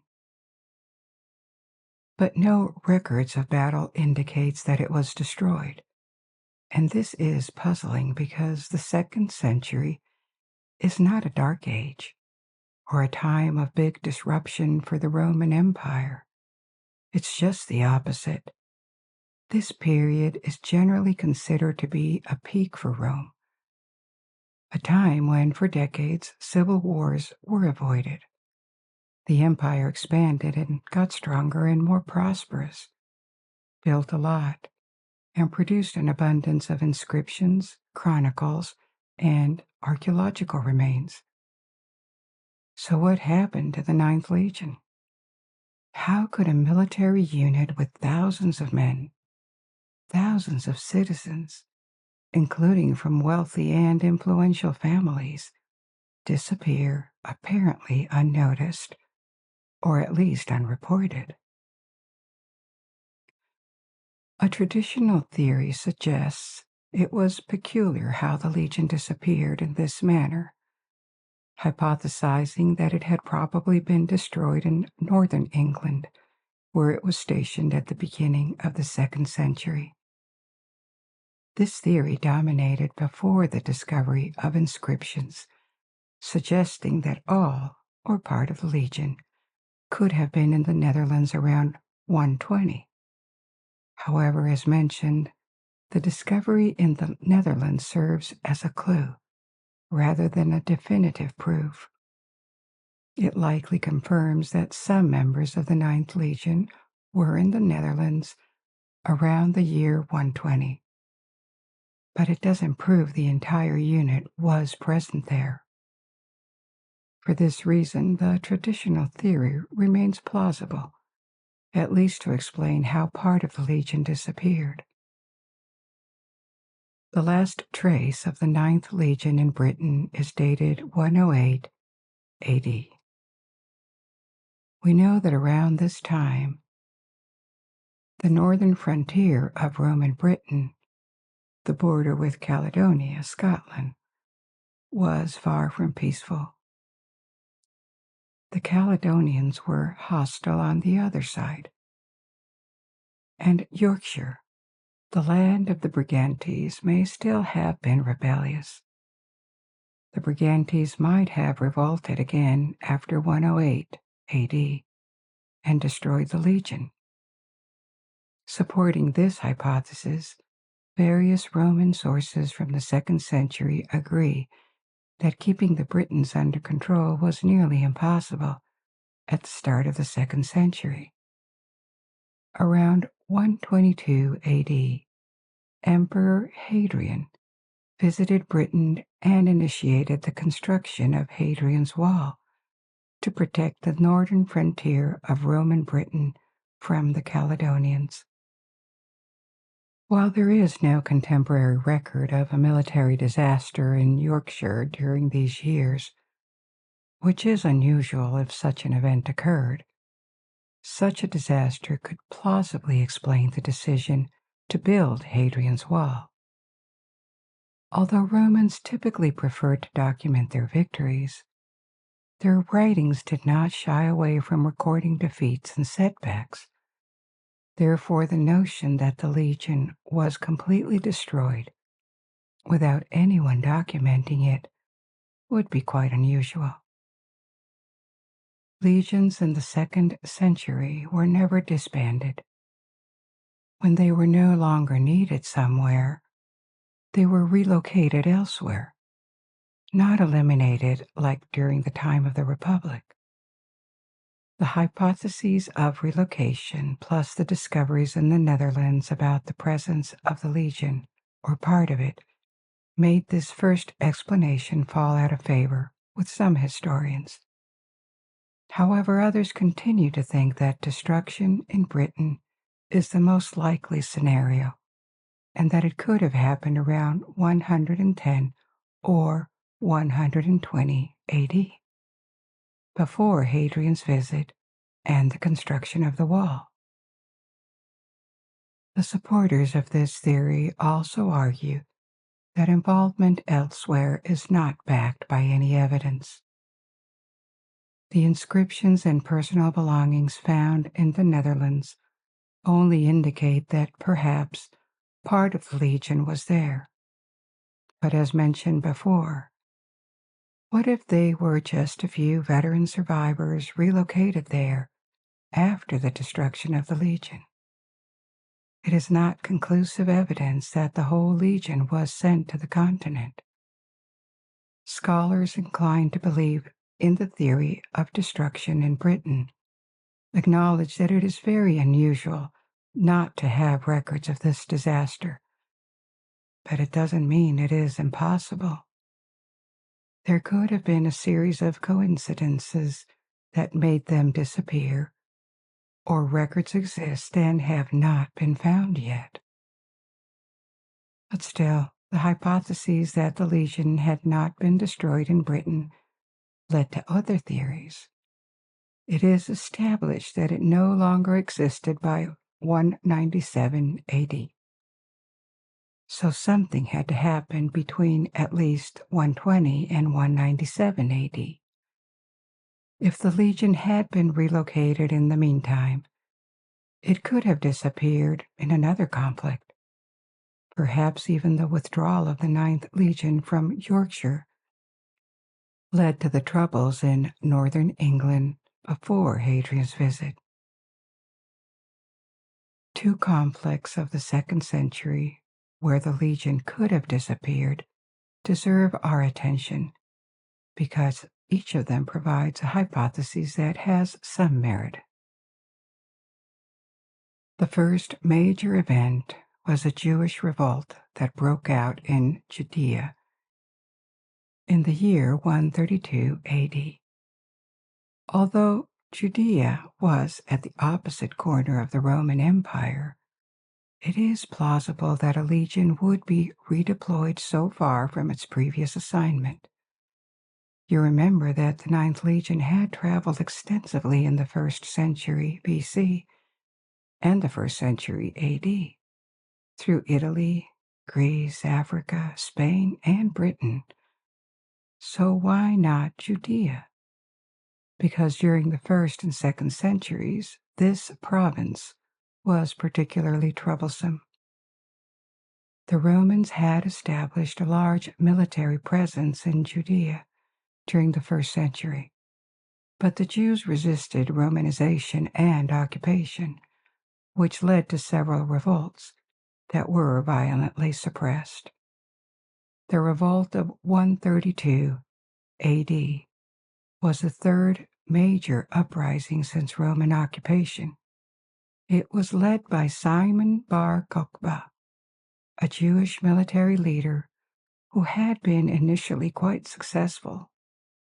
He managed to establish an independent state in Judea for 3 years, effectively eliminating Roman rule in the land he controlled, which encompasses much of the province.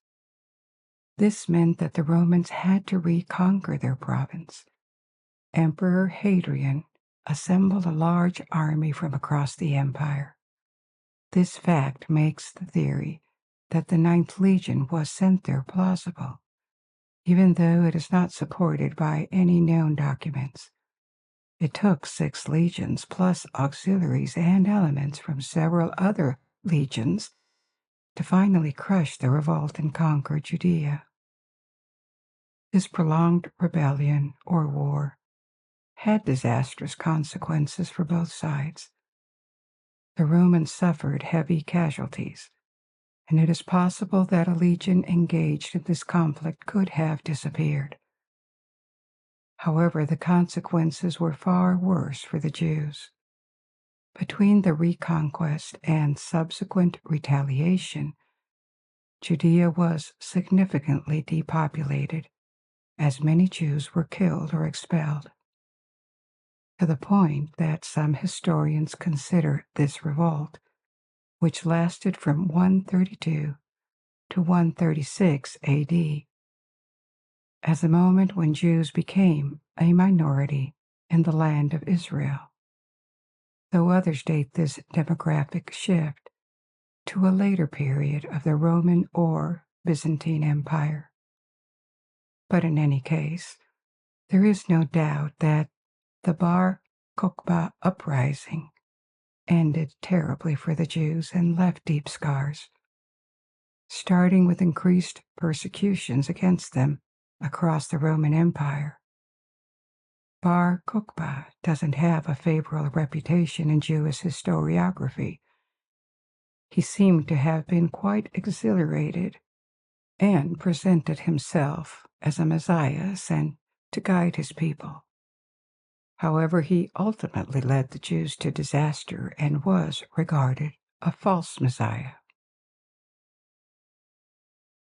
So, did the Ninth Legion disappear in Judea? Maybe, but this remains speculative, as there is no known exhaustive listing of troops sent to Judea that could answer this question. While it is possible that given the quantity of troops sent to Judea, one unit might not be mentioned anywhere, but this is not conclusive proof. It could also be argued that an unrecorded disaster in Britain seems mysterious and unlikely.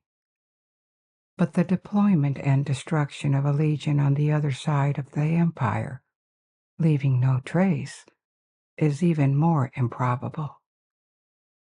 Another reason for supporting the Judean theory is that another legion, the 22nd, also disappeared from records in the same period.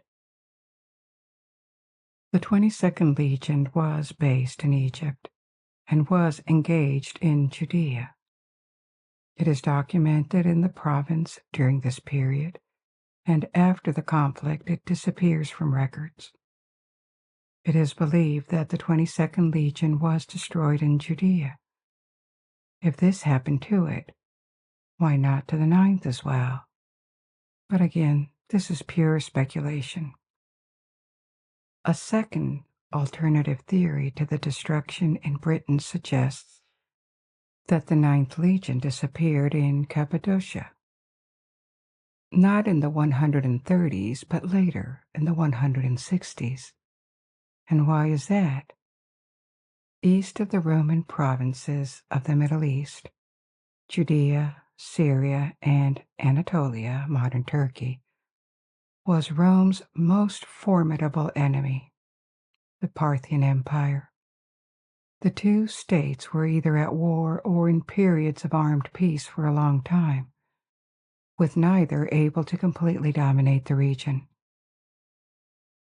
There was an open war from 161 to 166 between Emperor Marcus Aurelius in Rome and King Vologases IV in the Parthian Empire. During this war, an unspecified legion was surrounded and destroyed in Cappadocia, in modern Turkey. This presents something peculiar because there were two legions permanently stationed in Cappadocia, the 12th and the 15th legions. These two legions kept appearing in records well after this battle, including in the 3rd century, so none of them was destroyed. It must have been another one sent as reinforcement or in transit in Cappadocia, but we don't know which one. Why not the 9th Legion? But here again, there is no proof of this, and it could perfectly be another one. Some historians think it could even be the 22nd, this legion stationed in Egypt, which disappeared from records after the time of the rebellion in Judea. I mentioned earlier it was assumed to have been destroyed in Judea. But what if it wasn't, and was eliminated instead 30 years later in Cappadocia? This remains a question mark and a possible explanation for the disappearance of the 9th Legion. But as there is zero evidence, it is also just speculation, and in a sense it sounds even less likely than a disappearance in Judea, because we would have to assume that the 9th Legion continued to exist for more than 50 years after its last traces in England, that it traveled, was engaged in battles, and finally disappeared in modern Turkey without leaving a single known trace anywhere for half a century. And this is where we are today. It is not that the mystery of the Ninth Legion is unexplainable. There are different plausible possibilities, but we don't know with certainty which one is correct.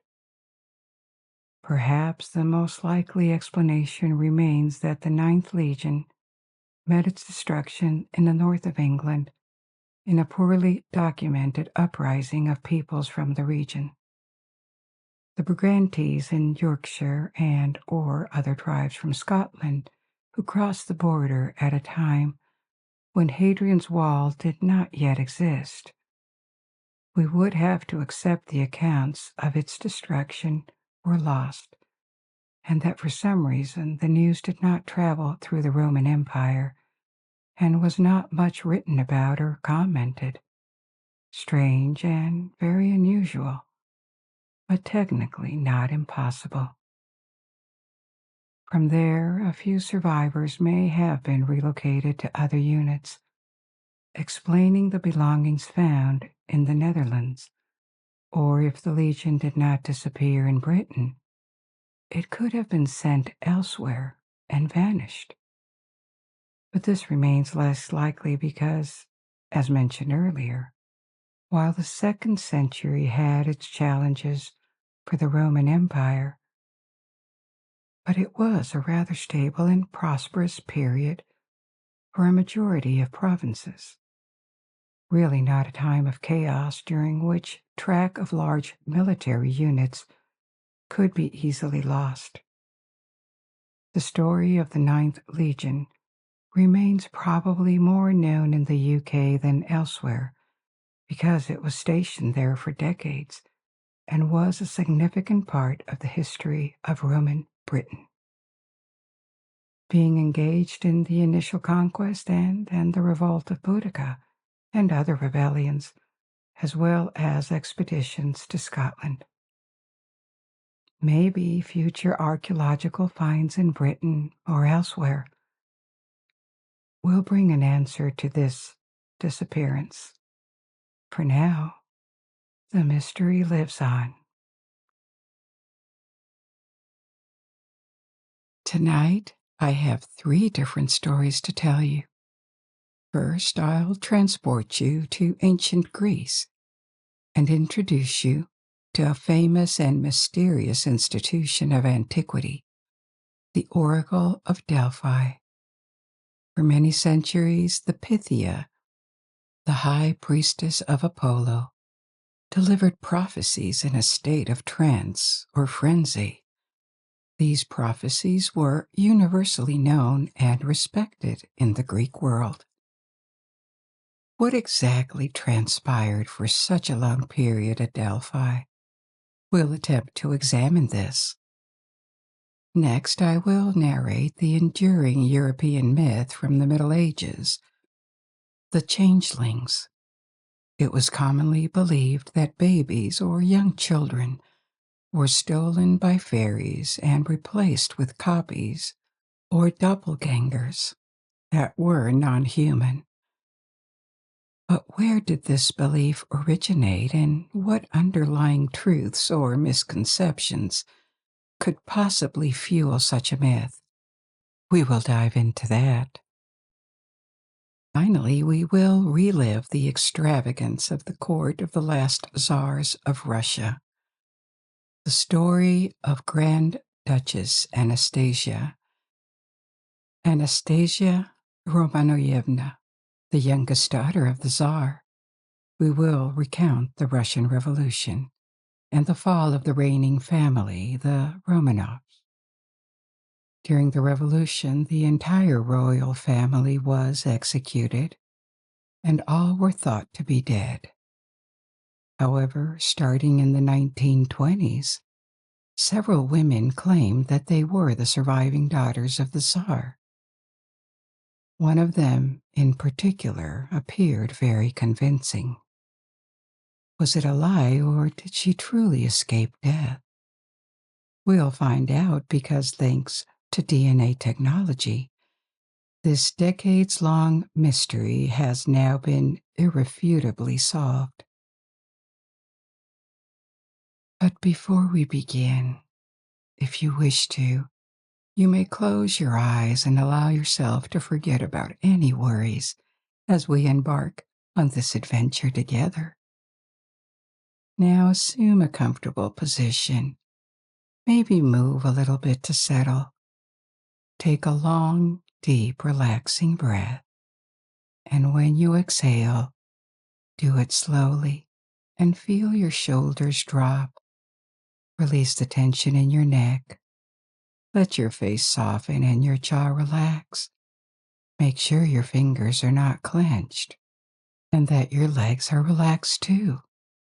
And allow the sound of my voice to guide you through this journey.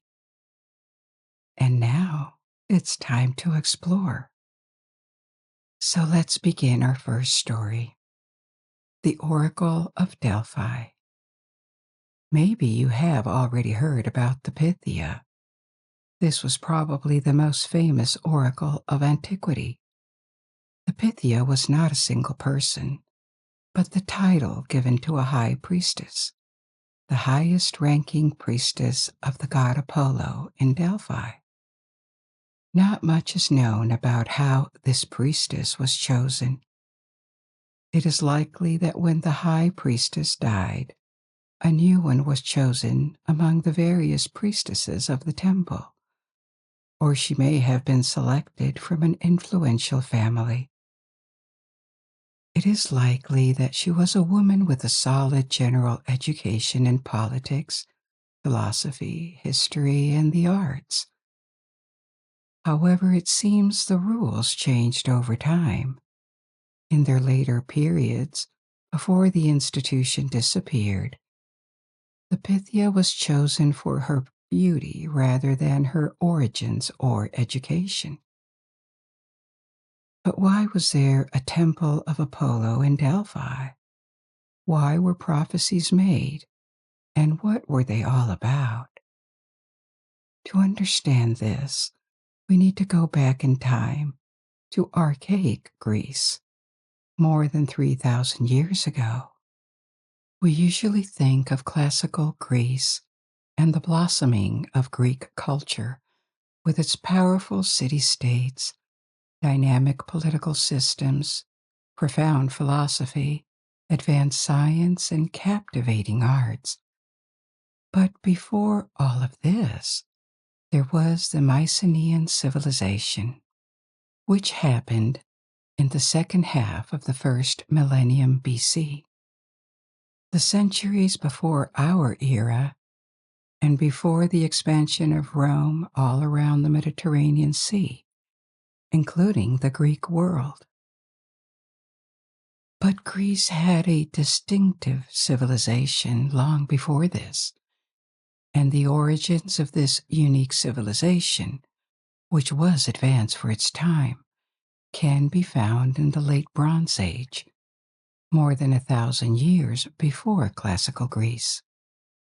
This civilization is called Mycenaean, named after an archaeological site in the south of Greece. The Mycenaeans were autochthonous Greeks, and they came into contact with other Mediterranean cultures, especially from Crete. I've also discussed ancient Crete in the story about the Physos disc, which you will find in my library. These cultures influenced them, and they developed a complex culture of their own. Complex in the sense that they used a writing system. They produced a large variety of crafts and had political organizations centered on cities, or at least large towns, from where rulers living in large palaces administered their zone of influence. In this early period of ancient Greece, an important race emerged in the subsequent millennium, which had marked influences on society, religion, and political systems. These historical snippets matter because the oracle at Delphi was most likely established during the second millennium BC, perhaps by the middle of the millennium. The exact timing, however, remains uncertain. There was a temple, but initially it would have been dedicated to Gaia, the earth goddess, and it was only much later, several centuries later in fact, that the priests of Apollo took over the temple and its oracle. Located in the heart of Greece, Delphi was not a city. Instead, it was a sacred precinct filled with temples, monuments, and shrines. By far the most renowned among these was the Temple of Apollo and its oracle. We know very little about how the oracle functioned during the Mycenaean period, even though this epoch lasted for centuries. Identically, by the end of the second millennium, the Mycenaean culture was in decline. Echoing broader trends, across the eastern Mediterranean, it was observed that all civilizations underwent major setbacks simultaneously. This phenomenon is referred to as the Late Bronze Age collapse, and the causes are still shrouded in mystery. The collapse could have been due to wars, climate changes, epidemics, or a combination of these factors. But as a result, these cultures all declined at the same time, resulting in desolated cities, decreased standards of living over several decades, evidenced by the decline in the production of crafts and buildings, and possibly even a shrinking population. Recovery from this downfall took multiple generations. When Greece ultimately did recover, it laid the groundwork for a new and splendid culture. It was during this epoch that the Oracle of Delphi gained international recognition, becoming an institution revered throughout the Greek world. Why was this oracle particularly successful? There were several factors. Delphi's strategic geographical positioning in the center of Greece and the significance of the god Apollo certainly helped. But perhaps more importantly, the Pythia, as the oracle was known, made her predictions in a state of frenzy. Belief had it that when she spoke, she was channeling the god directly through her. The specifics of the ritual remain uncertain. We'll revisit that later. But something undeniably extraordinary happened in Delphi when the oracle was consulted. The Greeks had a word to describe her state when she made her predictions: enthusiasmos, from which the modern world enthusiasm derives. However, the meaning of enthusiasmos was much stronger in ancient Greek. Enthusiasm now refers to enjoyment, interest, or approval, at most conveying a sense of mild exultation. Enthusiasmos, by contrast, signified a state of divine possession. It described something exceptional and extremely intense. The word has lost much of its intensity in contemporary usage, so enthusiasmos might be better translated as possession today, likely due to its extraordinary connotation regarding the state of exaltation or showmanship. The oracle gained considerable fame throughout the 7th century BC, and by the end of it, it had become renowned across Greece. Kings, nobles, and warriors would all travel to Delphi to consult Pythia, seeking answers or guidance about the future. However, the details of what exactly transpired remained unclear due to varying accounts of writers, like the Greeks Aristotle or Herodotus, the historian, and later Roman authors, whose reports are often elusive or sometimes contradictory. It seems the priestess took her place on a tall tripod that stood above an opening in the ground, a kind of chasm from which vapors rose. Surrounded by these fumes, she supposedly entered into a state of frenzy or trance. In this state, she spoke unintelligibly, while the priests present interpreted the prophecies and recorded them in verse. Contrarily, other sources describe the priestess speaking in her own voice, normally, with Herodotus asserting that she spoke directly in verse. There is no consensus on what exactly occurred, even though the state of possession, or entusiasmos, is universally accepted by these sources. The primary question then arises: what caused this state of frenzy? Initial speculations suggest the vapors emanating from the ground, but it's worth noting that there was always a specific procedure enacted before prophecies were made. First, the oracle of Apollo only functioned for 9 months each year, from spring to autumn. During the winter, Apollo was said to have deserted his temple. His cult was replaced by the guild of his half-brother, Dionysus. During the months of operation, the oracle made prophecies only once a month, and before that, the priestess underwent elaborate rituals of purification, which included fasting and praying. On the 7th day of each month, her face was veiled in purple. She was guided by 2 priests to a spring near Delphi where she bathed. Then she drank holy water from another spring near the temple, where a naiad, the female spirit of streams and whales, was rumored to reside. Various accounts describe the purification ceremony that occurred in the temple. Euripides, an Athenian tragedian, reported that the floor was sprinkled with holy water. Meanwhile, consultants, the people who sought advice from the oracle, approached the temple carrying laurel branches, a symbol of Apollo. They also brought a monetary fee as an offering and a young goat to be sacrificed in the forecourt of the temple.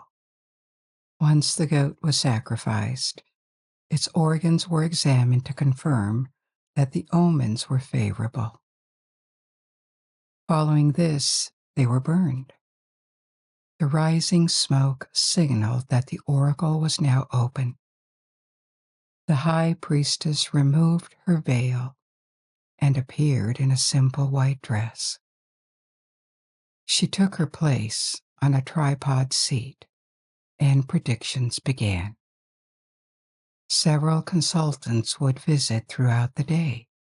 They were introduced in an order determined by the significance of their donation to the temple or their political prominence. Representatives of city-states often inquired about various decisions, like going to war, founding a colony, sending an expedition, and receiving an embassy or signing a treaty. For centuries, it was often unthinkable for large Greek cities like Sparta, Thebes, or Athens to make a major decision without consulting the oracle first. The question, prepared and formulated beforehand with assistance from the priests, was presented to the oracle.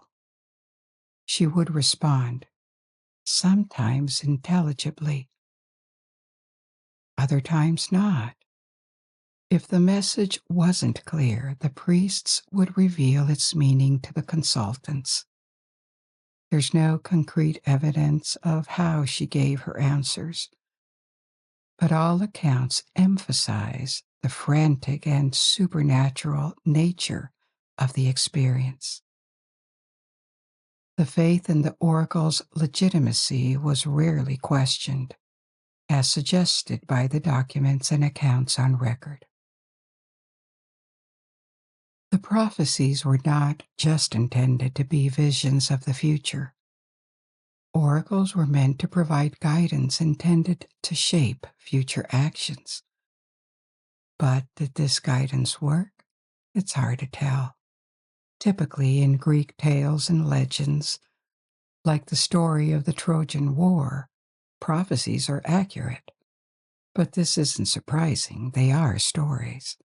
If you have noticed, in every movie or novel, when a prophecy is used as a plot device, it is always accurate. Otherwise, it wouldn't be mentioned. In the real world, the oracle's guidance was always somewhat hard to comprehend. It was cryptic and subject to interpretation. So, in the many cases when individuals or Greek cities made decisions following the oracle's guidance and failed completely, it is impossible to ascertain whether the oracle delivered useless messages or if the messages were misunderstood. But there is something beyond interpretation, the state of possession or enthusiasmos, in which the Pythia delivered her prophecies. So what could have happened? The simplest and most basic explanation could be that it was all a performance, with the Pythia instructed to act a bit deranged to produce her oracles. This could be construed as showmanship. But the Greeks were not particularly naive, and they genuinely believed that something supernatural occurred at Delphi.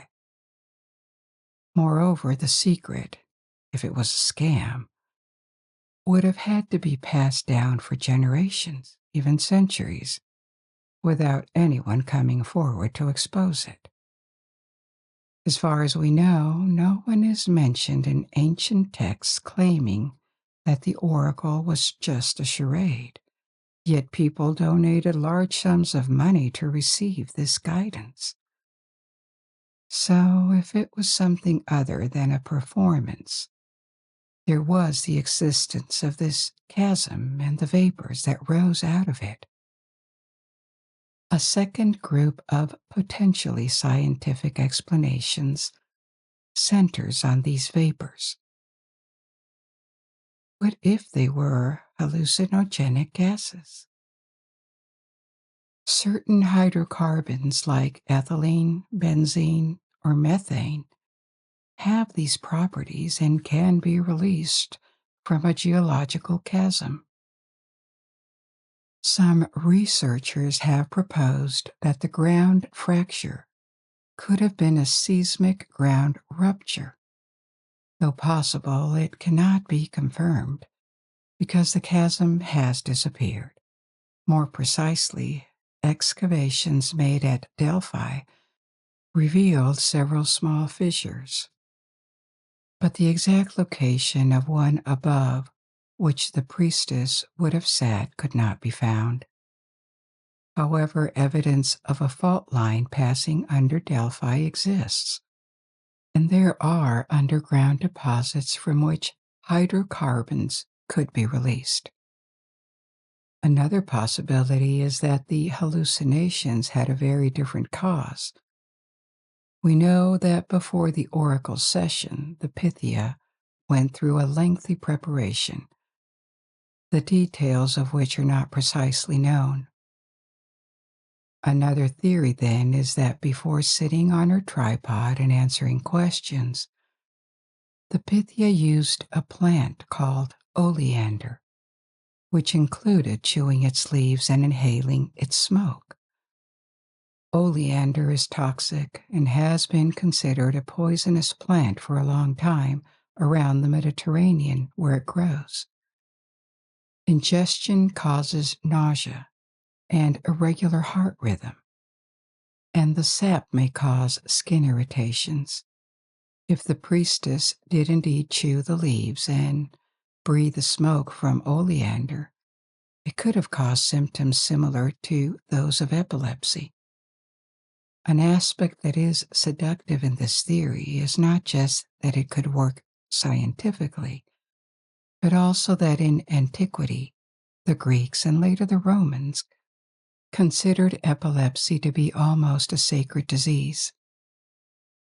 People who had a fit of epilepsy were believed to be in contact with another world or the gods.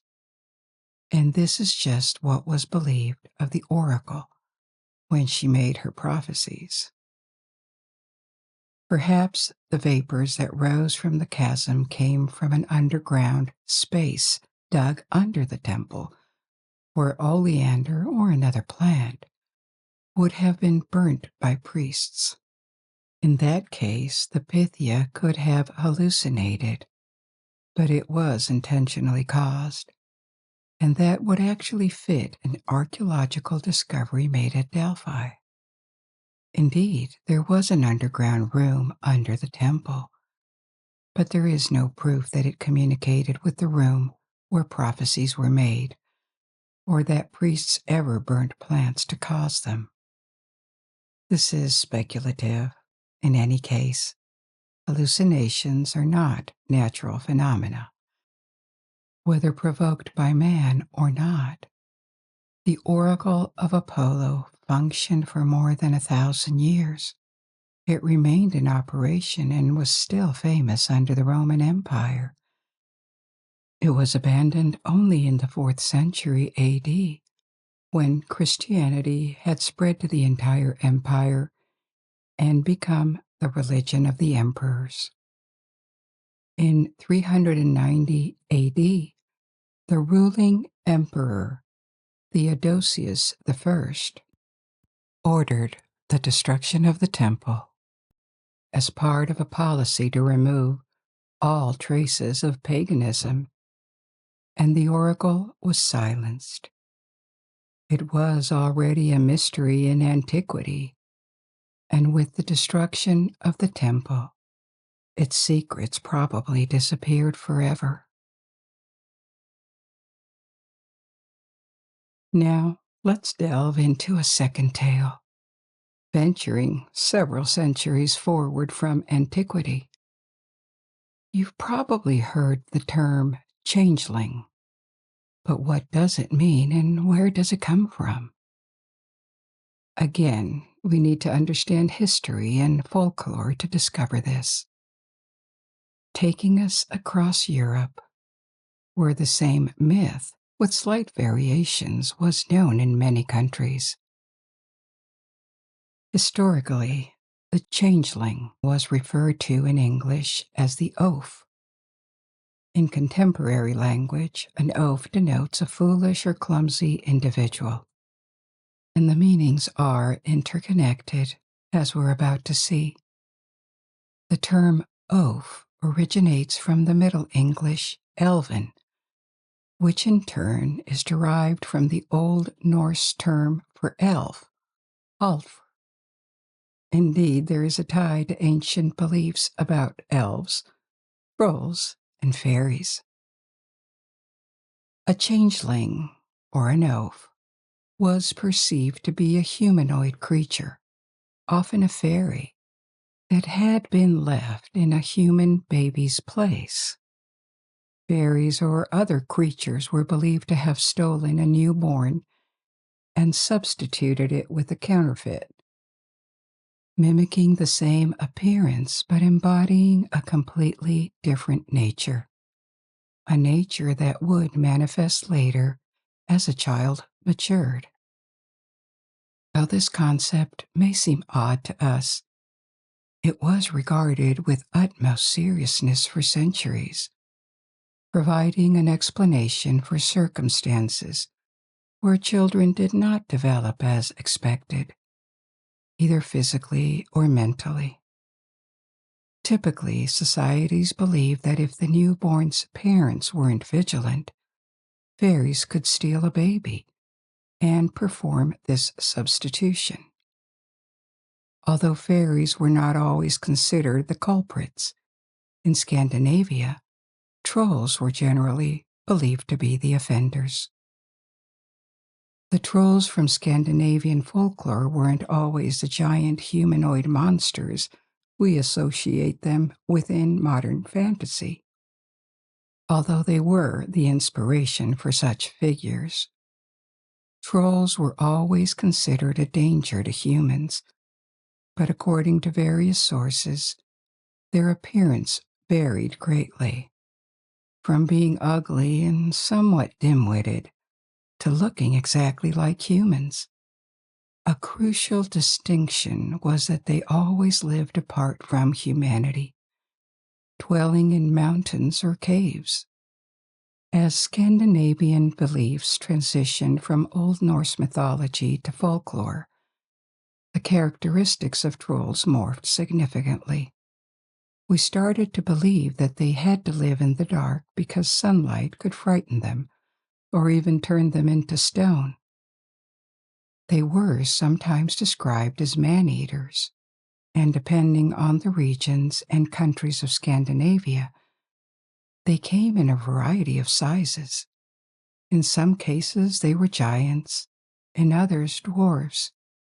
Sometimes they lived in small family huts, sometimes solitary, but clearly, they always represented a mysterious threat that people could not see. They were not necessarily evil, but they were always dangerous for humans. In Eastern Europe, especially in Poland, was not fairies or trolls, but evil female spirits like the mamuna that were predominant. These creatures sprang from Slavic mythology. They were known for living in swamps and being dangerous, and they were previously women who lived somewhat on the margins of society, such as unmarried mothers or old maids or old wives. They were believed to have turned into these demons after death. In Germany, Great Britain, Ireland, and France, they were fairies. But fairies from European folklore can be quite different from the modern image of fairies. Today, the image is generally positive. In popular culture, a fairy is often depicted as a tiny woman with wings who is kind and benevolent. At least it is a creature that we are invited to admire and not fear. But this is the 19th and 20th century interpretation of fairies, because they used to be much more ambivalent and not cute at all in the earlier centuries.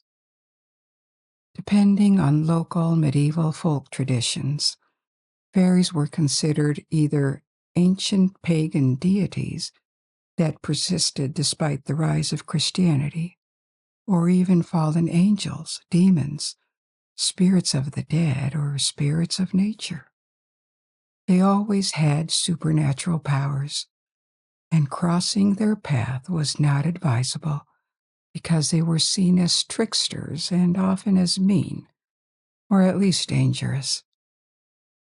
Frequently, they were blamed for sickness and birth deformities. People would attempt to protect themselves from fairies by using charms such as church bells, believed to repel them, in addition to certain types of food, a four-leaf clover.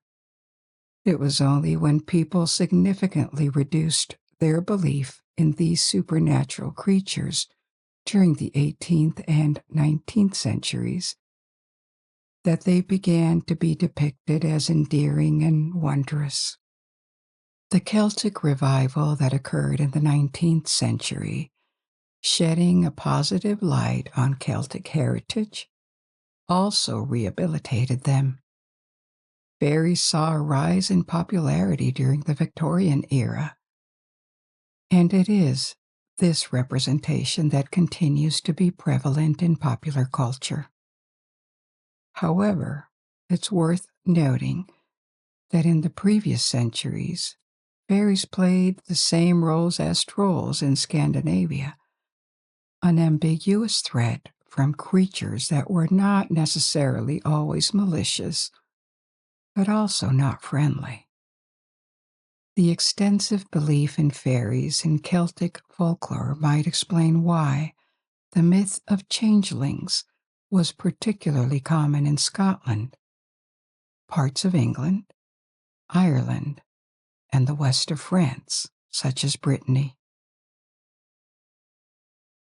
What was the supposed motivation of fairies or trolls in changing babies?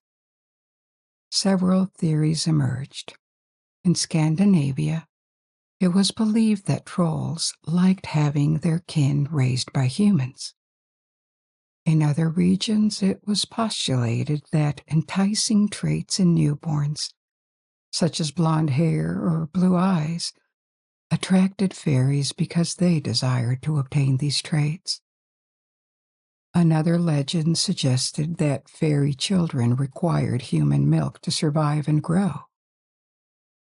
According to another version of the myth, changelings were fairies placed into human families, taking on a human appearance so they would be cared for.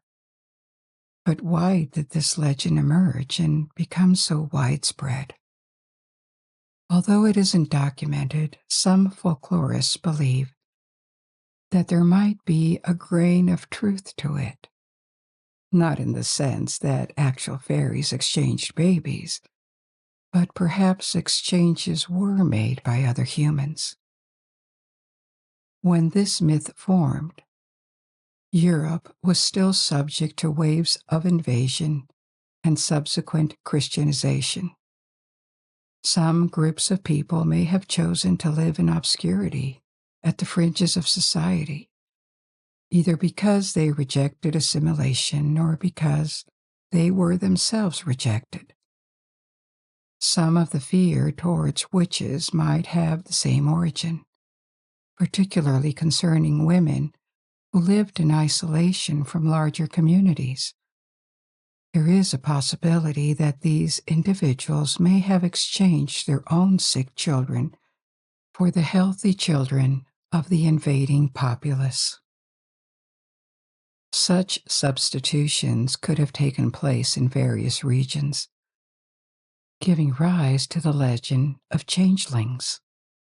Additionally, the concept of changelings might have been a way to explain abnormal child development.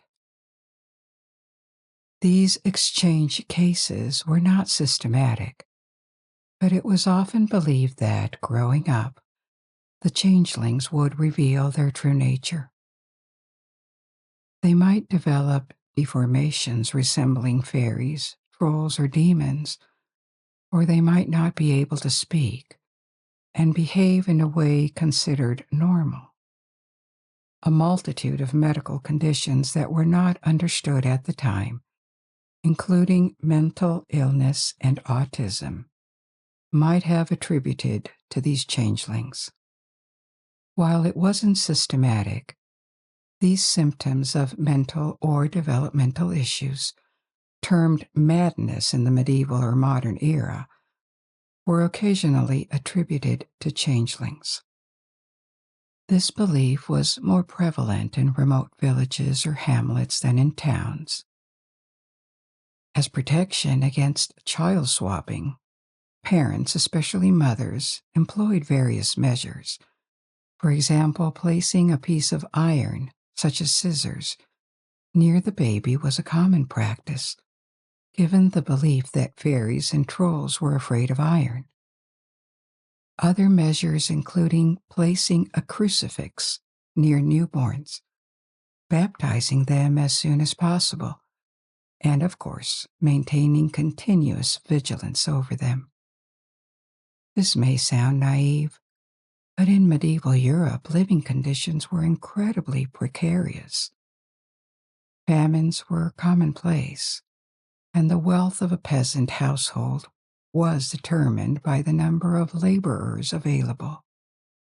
A disabled child who couldn't marry or produce food, but instead required care, posed significant challenges for the family, to the point where it could jeopardize the well-being of other family members. It was a harsh reality that children suspected of being changelings could be abandoned, or worse, subject to beatings or exposure to water and fire, under the belief that these actions would force them to reveal their true nature.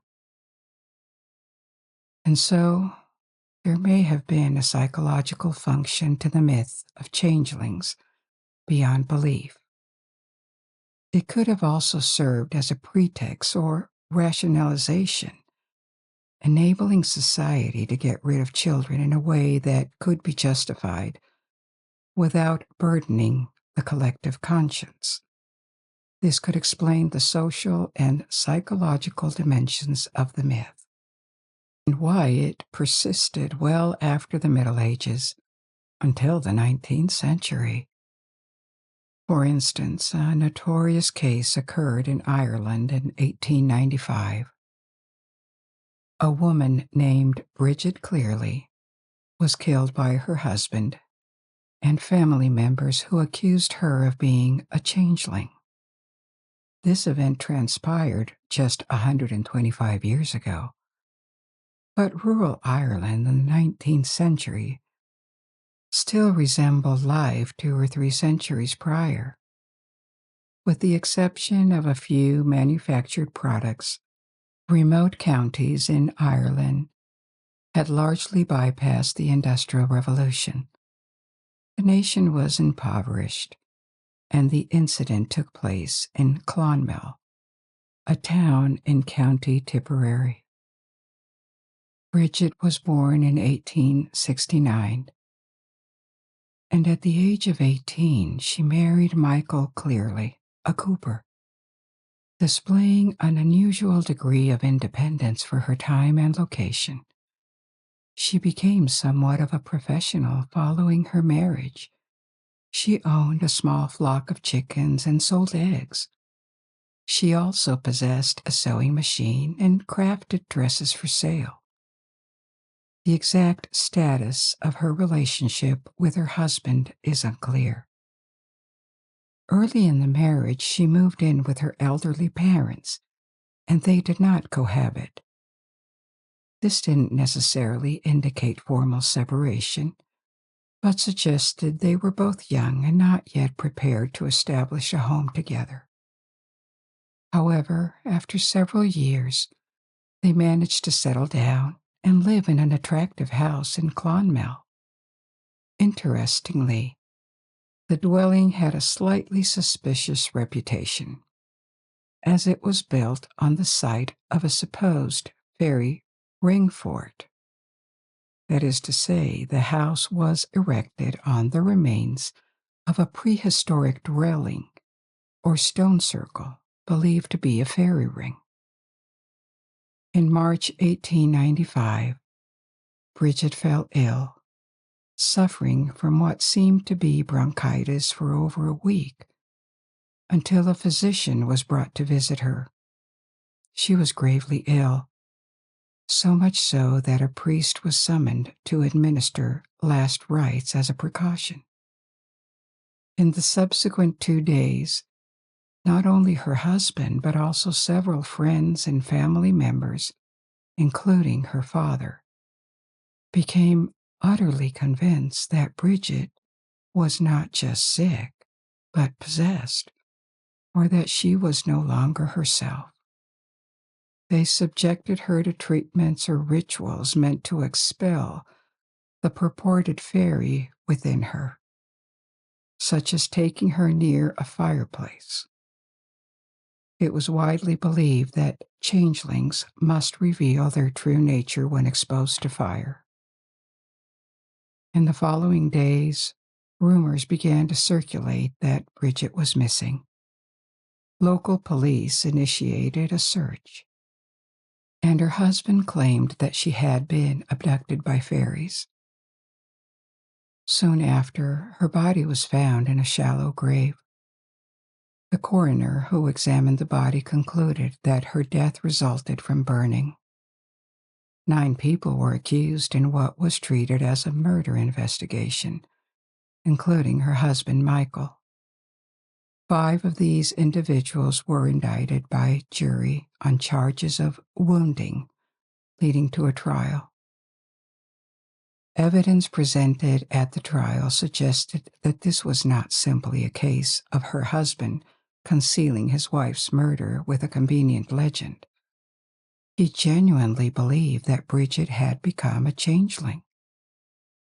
Shared in this conviction were several other family members who had participated in her mistreatment. Their primary line of defense was their sincere belief that she was no longer herself. They did not intend to kill Bridget, but sought to restore her to her rightful identity. Such a defense might have held weight in a trial 200 or 300 years earlier, but in 1895 it stood as no justification. Here were 2 worldviews juxtaposed, one grounded in traditional belief and superstition, the other in modern rationality and law. The tragic fact remained that a woman had died, and her husband was sentenced to 15 years in prison. In retrospect, authors have speculated that there might have been a psychotic disorder affecting Michael Cleary, perhaps due to the stress of managing Bridget's illness. This might have swayed others via a shared superstition. The social and psychological dynamics at play here could echo those found in historical instances of witch hunts, but conclusions remain uncertain. It is indeed sad that almost 10 people who knew Bridget well suddenly became absolutely convinced that she was no longer herself. Now, for our third story of the night, we are moving to Russia, a century ago, at the time of the Russian Revolution. I'll tell you about the life of Grand Duchess Anastasia Nikolaevna of Russia and the question of her possible survival. As you possibly know, the last Tsar of Russia was Nicholas II. During the Russian Revolution, Nicholas II abdicated. He didn't really have a choice. His power had vanished and his family had been placed under house arrest, Tsarskoye Selo, the summer palace of the Tsars near St. Petersburg. As a second revolution was taking place and the Bolsheviks were advancing, the government sent the family to Siberia so that they wouldn't fall into the hands of the Bolsheviks. But within a few months, the Bolsheviks seized control of a large part of Russia, and the royals became their prisoners. They were moved again to the city of Yekaterinburg. This captivity, which lasted for months, was very uncertain, and for the children of the Tsar and the Tsarina, who had always lived in luxury and without major concerns, it was probably very destabilizing. The fall was spectacular. Anastasia was born in 1901. She was only 16 when the revolution happened, and she was the youngest of the 4 daughters. In total, the Tsar and the Tsarina had 5 children. The only boy, the Tsarevich, was born after Anastasia. The royal daughters were called Grand Duchesses. That was Anastasia's title. Before the revolution, the lives of these children were unlike any other in Russia. They were very protected. They had little connection with their country. They moved between different palaces, especially the Winter Palace in the heart of St. Petersburg and the Summer Palace in Sarkoyaselo. They were surrounded by dozens of servants and private instructors and maids. The only other children they encountered were from the highest nobility. They were constantly supervised and cared for. There was discipline, but they immersed themselves in a world of luxury and abundance which, conceivably, no other royal family could have enjoyed at the time. Other European monarchies, too, had their palaces and servants, but their powers were confined, and their residences were not as extravagant as those of the Romanovs. The bubble, created by the royal court, was entirely detached from the rest of the country, where the ordinary man was still poor and knew very little of the rest of the world. In contrast, the Russian court was very international, and since the 18th century, its members spoke more German and French than Russian. They learned Russian out of necessity, but the empresses were traditionally chosen from German princesses, and the children were educated in French and English. They were aware of the poverty and suffering in Russia because they were informed. They had to make appearances at charities or visit hospitals during wartime to demonstrate solidarity. However, this was largely an intellectual exercise, as the reality of their lives consisted of comfort, lavish interiors, and rooms full of toys. So when the revolution commenced and the family was imprisoned, their world crumbled entirely. Their captivity lasted for 4 months, until July 1918, when a group of Bolsheviks in Ekaterinburg executed them. During this time, Russia was spiraling into a civil war between the Bolsheviks and their Red Army on the communist side, and the Royalists, or the Whites, who commanded several previously Tsarist armies. The extermination of the Romanovs was a preventative measure, ensuring they wouldn't be recaptured by their partisans. Additionally, it turned out to be psychological warfare, intended to quell the counter-revolutionaries. With the deaths of the Tsar Nicholas and his only son, there was no longer a Tsar to restore the throne. The world was shocked, as executions of monarchs are uncommon, and it was assumed that the entire family was dead. Anastasia and her sisters, Olga, Tatiana, and Maria, would be remembered as young women who never really had a chance to express their personalities or leave a trace, victims of tragic circumstances that they could not influence. Indeed, there are not many things to say about her 3 older sisters, but Anastasia would not be forgotten that easily. Within a month after her death, several young women began to claim to be her. Most of them, including the most famous one, Anna Anderson, insisted for decades that they were Anastasia, garnered their supporters and sometimes witnesses to corroborate their claims, leading to a mystery that would last for decades. Was Anastasia really dead? So why these claims, and how credible were they? Firstly, it's interesting to notice that Russia is no stranger to these kinds of claims. Going back centuries, the country has a long tradition of impostors claiming to be officially dead princess. Rightful heirs to the throne generally did this for political reasons to challenge the power of the exiles. Many rebels, led by impostors, were repressed. The most famous was a peasant uprising at the time of Catherine II, Catherine the Great, in the 18th century, led by Pugachev, a man who claimed to be the rightful Emperor Peter III. Secondly, the execution of the family had taken place behind closed doors. This secretive nature served the interests of the Bolsheviks.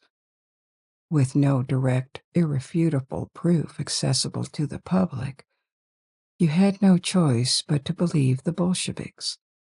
The public had no access to evidence. Furthermore, it was during a civil war. One could not be sure of anything.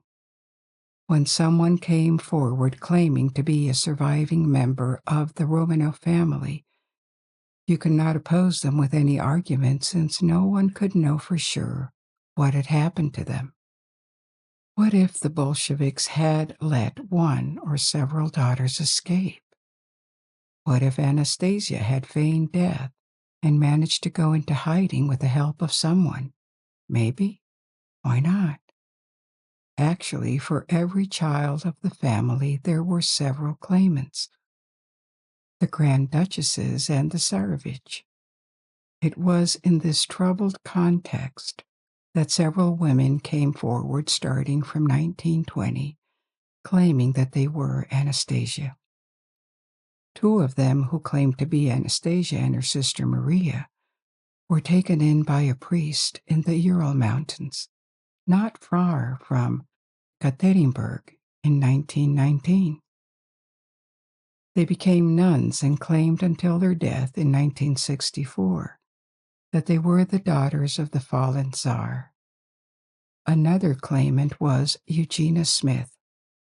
Upon relocating to America, she was born Evgenia Smithisko in Austria-Hungary, probably 2 years before Anastasia, and changed her name to Eugenia Smith. She defended her supposed identity for decades. She even went as far as writing an autobiography in which she recounted her alleged life at the court of St. Petersburg. However, for reasons that I will explain later, we now know that this account was entirely fabricated. Despite that, she might have ended up believing her own story. Her main rival was Anna Anderson, arguably the most famous claimant of all. Interested in this mystery often had to choose a side between the two. An interesting anecdote took place in 1963 at a publishing house. The publishing company had been contacted by a purported former Polish army officer, Tsarevich Alexei, the younger brother of Anastasia, but he was also an impostor. A meeting arranged between this Polish claimant and Eugenia Smith. Despite being complete strangers, when they met, they embraced and cried, reaffirming each other's supposed identities. 2 years later, they had a falling out, and Eugenia Smith denounced him as a fraud. She certainly knew what she was talking about. Another example occurred in Russia with a woman named Nadezhda Vasilyeva. She surfaced in Siberia in 1920 while attempting to travel from Russia to China. Traveling abroad was prohibited at the time, and the Bolsheviks captured her, suspecting she could be a spy. Consequently, she was imprisoned for a long time in Moscow and Leningrad, now named St. Petersburg, and then on various islands in the White Sea north of Russia. Ultimately, she was moved to multiple mental institutions. She sent letters in French and German to King George V of the United Kingdom, pleading for help for his cousin Anastasia.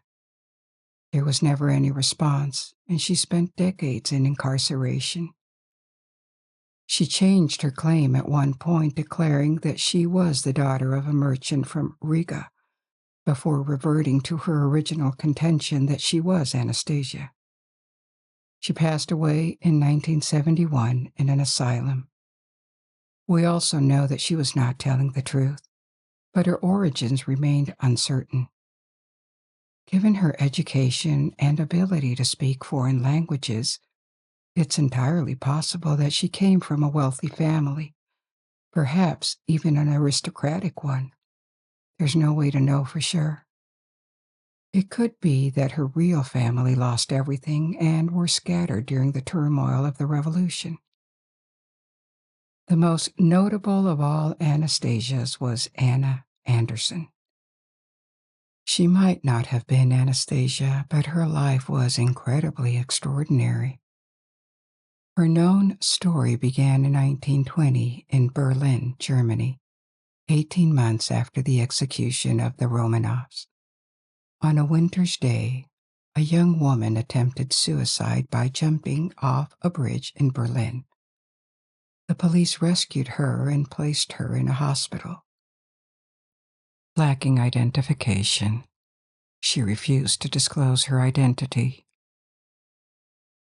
According to hospital staff, she seemed to speak German with a Russian accent. For the following 2 years, she resided in a mental hospital where, coincidentally, another patient claimed to be Grand Duchess Tatiana, Anastasia's sister. A select few Russian émigrés, originating from areas not too far from the palace in St. Petersburg, visited her and believed her claims. However, Anna Anderson, who had yet to disclose her identity, neither confirmed nor denied anything. Upon visiting the alleged Tatiana, these visitors suspected they might have found Anastasia as well. Consequently, she was discharged from the asylum and accommodated in a Berlin home of a Russian immigrant, an aristocrat who had lived in Poland prior to the revolution. Whether he believed her to be Anastasia and wanted to assist her, or had other motivations in hosting an alleged Grand Duchess, remains unclear. By 1922, the counter-revolution had lost the Civil War, but outside Russia there was still some faint hope for the restoration of the Tsardom. This enigmatic woman began to call herself Anna Tchaikovsky, with Anna serving as a short form of Anastasia. A police investigation was conducted to determine whether she was Anastasia Romanov, but it proved inconclusive. Over time, she embraced the claim and asserted that she was indeed Anastasia. A few years later, she fell ill. Several members of the court who had escaped Russia paid her a visit, given her fame within Russian circles in Western Europe. These visitors included the ex-groom of the Chamber of the Tsarina, Anastasia's French tutor in St. Petersburg, and the Tsar's sister, all individuals who had encountered her many times before the revolution. Eventually, the world refuted her claims to be Anastasia. They simply did not recognize her. However, the community of Russians in exile became divided over her case. Some believed her or expressed doubt, but by the mid-1920s, she had become, by far, the most famous and substantial claimant to be Anastasia. The defunct Tsarina was from a German aristocratic family. The Dukes of Hesse and the Grand Duke would have been Anastasia's uncle, had she still been alive. Therefore, he funded a private investigation, and the investigation identified her as a Polish factory worker with a history of mental illness. A lengthy lawsuit began, which brought her case into the mainstream. She became famous well beyond the Russian communities, and through media coverage, she gained more supporters. These people were not necessarily connected to the Romanovs or Russians, but were touched or intrigued by her claim. For Anna, a strained life began and lasted almost 50 years. She alternated between living in Germany and the USA, and between the home of various supporters in nursing homes, and once even resided in an asylum. In 1968, she officially emigrated to America and married a history professor from Charlottesville, Virginia, who completely believed in her case. She passed away in 1984, leaving behind hundreds of supporters worldwide and numerous books written about her. Independent investigators tried everything, from examining the shape of her ear and comparing it to Anastasia's in photos, to arranging meetings with witnesses. Their findings were never really conclusive. She didn't have much to substantiate her claim, but there were enough people who had lived in or visited the palaces before the revolution who expressed doubt. So it kept her case alive. When she died in 1984, it seems that the mystery of Anna Anderson and Anastasia would remain unexplained forever, but it didn't. After the fall of the Soviet Union, the locations of the bodies of the Tsars and the Tsarina and all their children were revealed.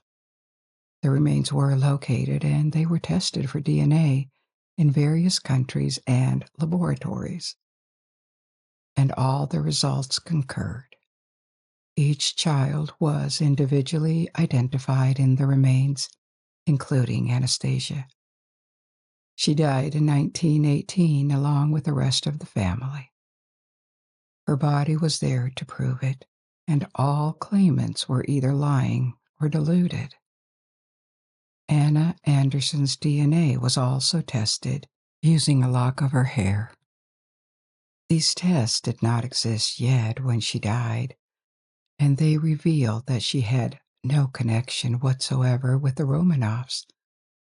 It had been a fantasy all along for her and all other claimants. We've come to the end of our journey tonight. I hope you enjoyed this adventure, and I invite you to discover and learn more. Now you can let go and sleep. Or if you're not sleepy yet, you may pick another story from my ever-growing library. And until we meet again, good night. Sleep well.